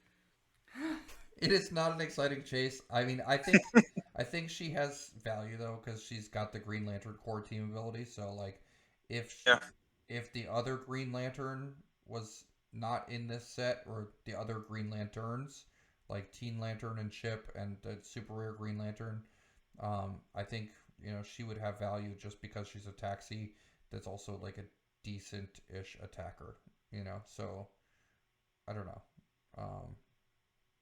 I'd make her like I could see where you're going. I'd probably put her at a 1 or a 2. She's just missing something to upgrade her. She just needs, like, traded senses or like a stop click or just something else. There's just nothing here that is exciting at all. If she had a stop click on click 3, that'd be sweet. Yeah, that would be cool. That'd make her fun. Yeah. And exploit and flurry. Yeah. But like the super rare Green Lantern with 2 stop clicks for 75 points, like I'm playing him 1 million times out of a million over her. Yeah, I mean, just compare them at 50. They're both running shot Psychic Blast. He has outwit. He has higher range. He has a stop click. He comes with the better construct. Yeah, that is It's the not catcher's mitt close. is the better construct. Yeah. Yeah. But somebody hates Jessica Cruz over WizKids. Last one they made was cool. I know. Somebody knew. Who'd they hire? We got to write this Jessica Cruz problem. We can make it 2 cool Jessica Cruzes. Yeah, Jessica Cruz and Nemesis. They hate Nemesis, right? Remember? Yeah. Yeah. Okay, so let's take a look at the final chase of the set, which is Wonder Woman. Set number 74. This is the Wonder Woman Star Sapphire Wonder Woman. She's got a 6 range with a single target, 50 points, 10 movement with charge, 11 attack with blades, 17 defense with impervious, 3 damage with exploit weakness. She's got the Amazon, Herald, and Star Sapphire's keywords, which are all great keywords. Well, Amazon is and Herald is, right? They're very good keywords in this set. She generates the Violet construct, and she also has a trait, Zamaron's attack.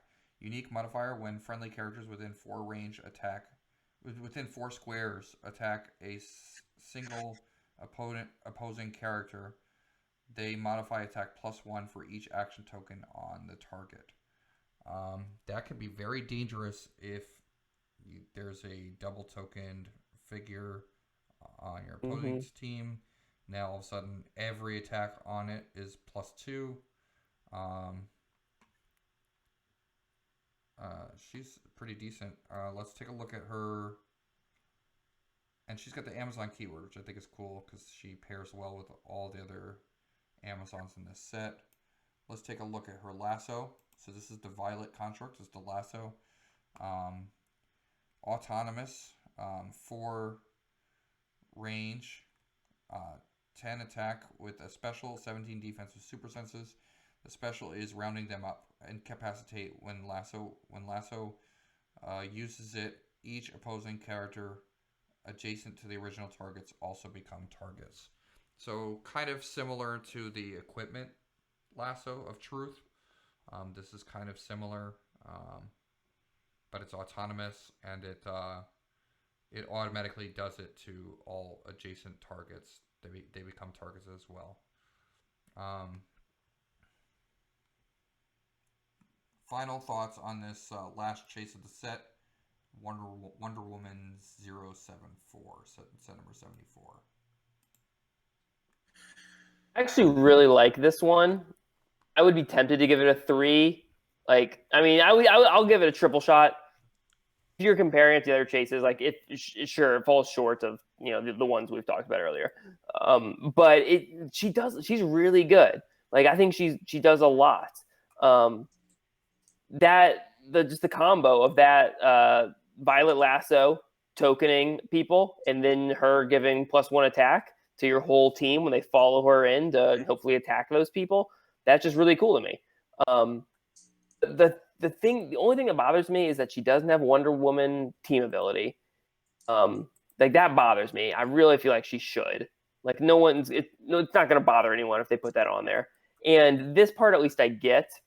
But as a fanboy, I wish that she had the object trait where she could start with one and swap them.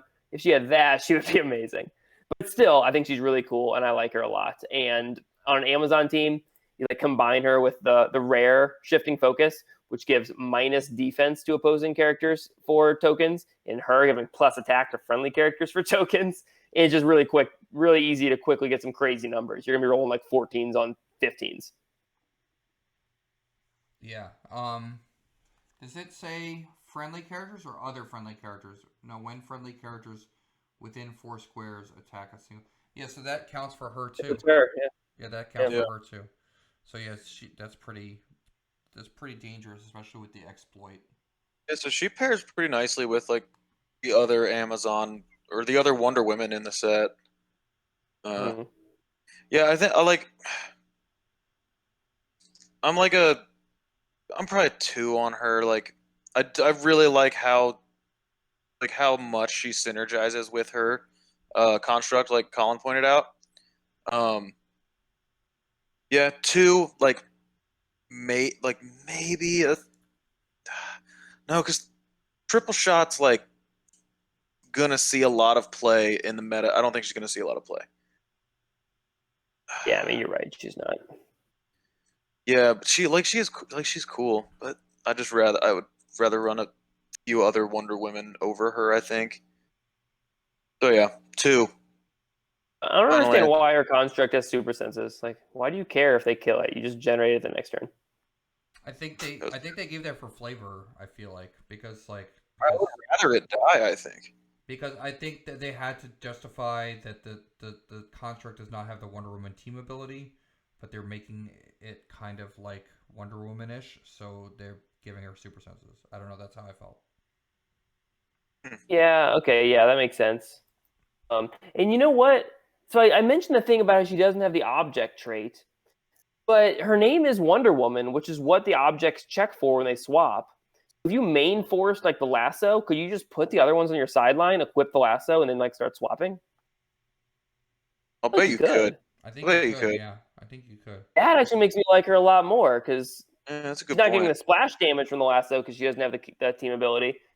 But still, it's a free in cap along with her other thing, free in Oh, capping. That's pretty jeez, cool. that could be good. And Uh, bring a Giganta over. Mm-hmm. yeah, Yeah. I like her a lot. She's cool. All right. So that is the last chase of the set. We have everybody watching at home. I know these have been some long set review videos, but hopefully you enjoyed them. Hopefully you were able to go through each piece, each figure in the set, and formulate your own opinion about the figures in the set. And we were in this episode. We reviewed the super rares and chases of the DC HeroClix Wonder Woman 80th anniversary set. We're joined by Colin Bell and Nick Streif. We also, I think we lost Matthew Ventura. He had to go. His video and his audio were having problems, but we thank him for joining us as well. And, thank you for joining me, guys. And everybody take care. And don't forget, wake up and smell the clicks.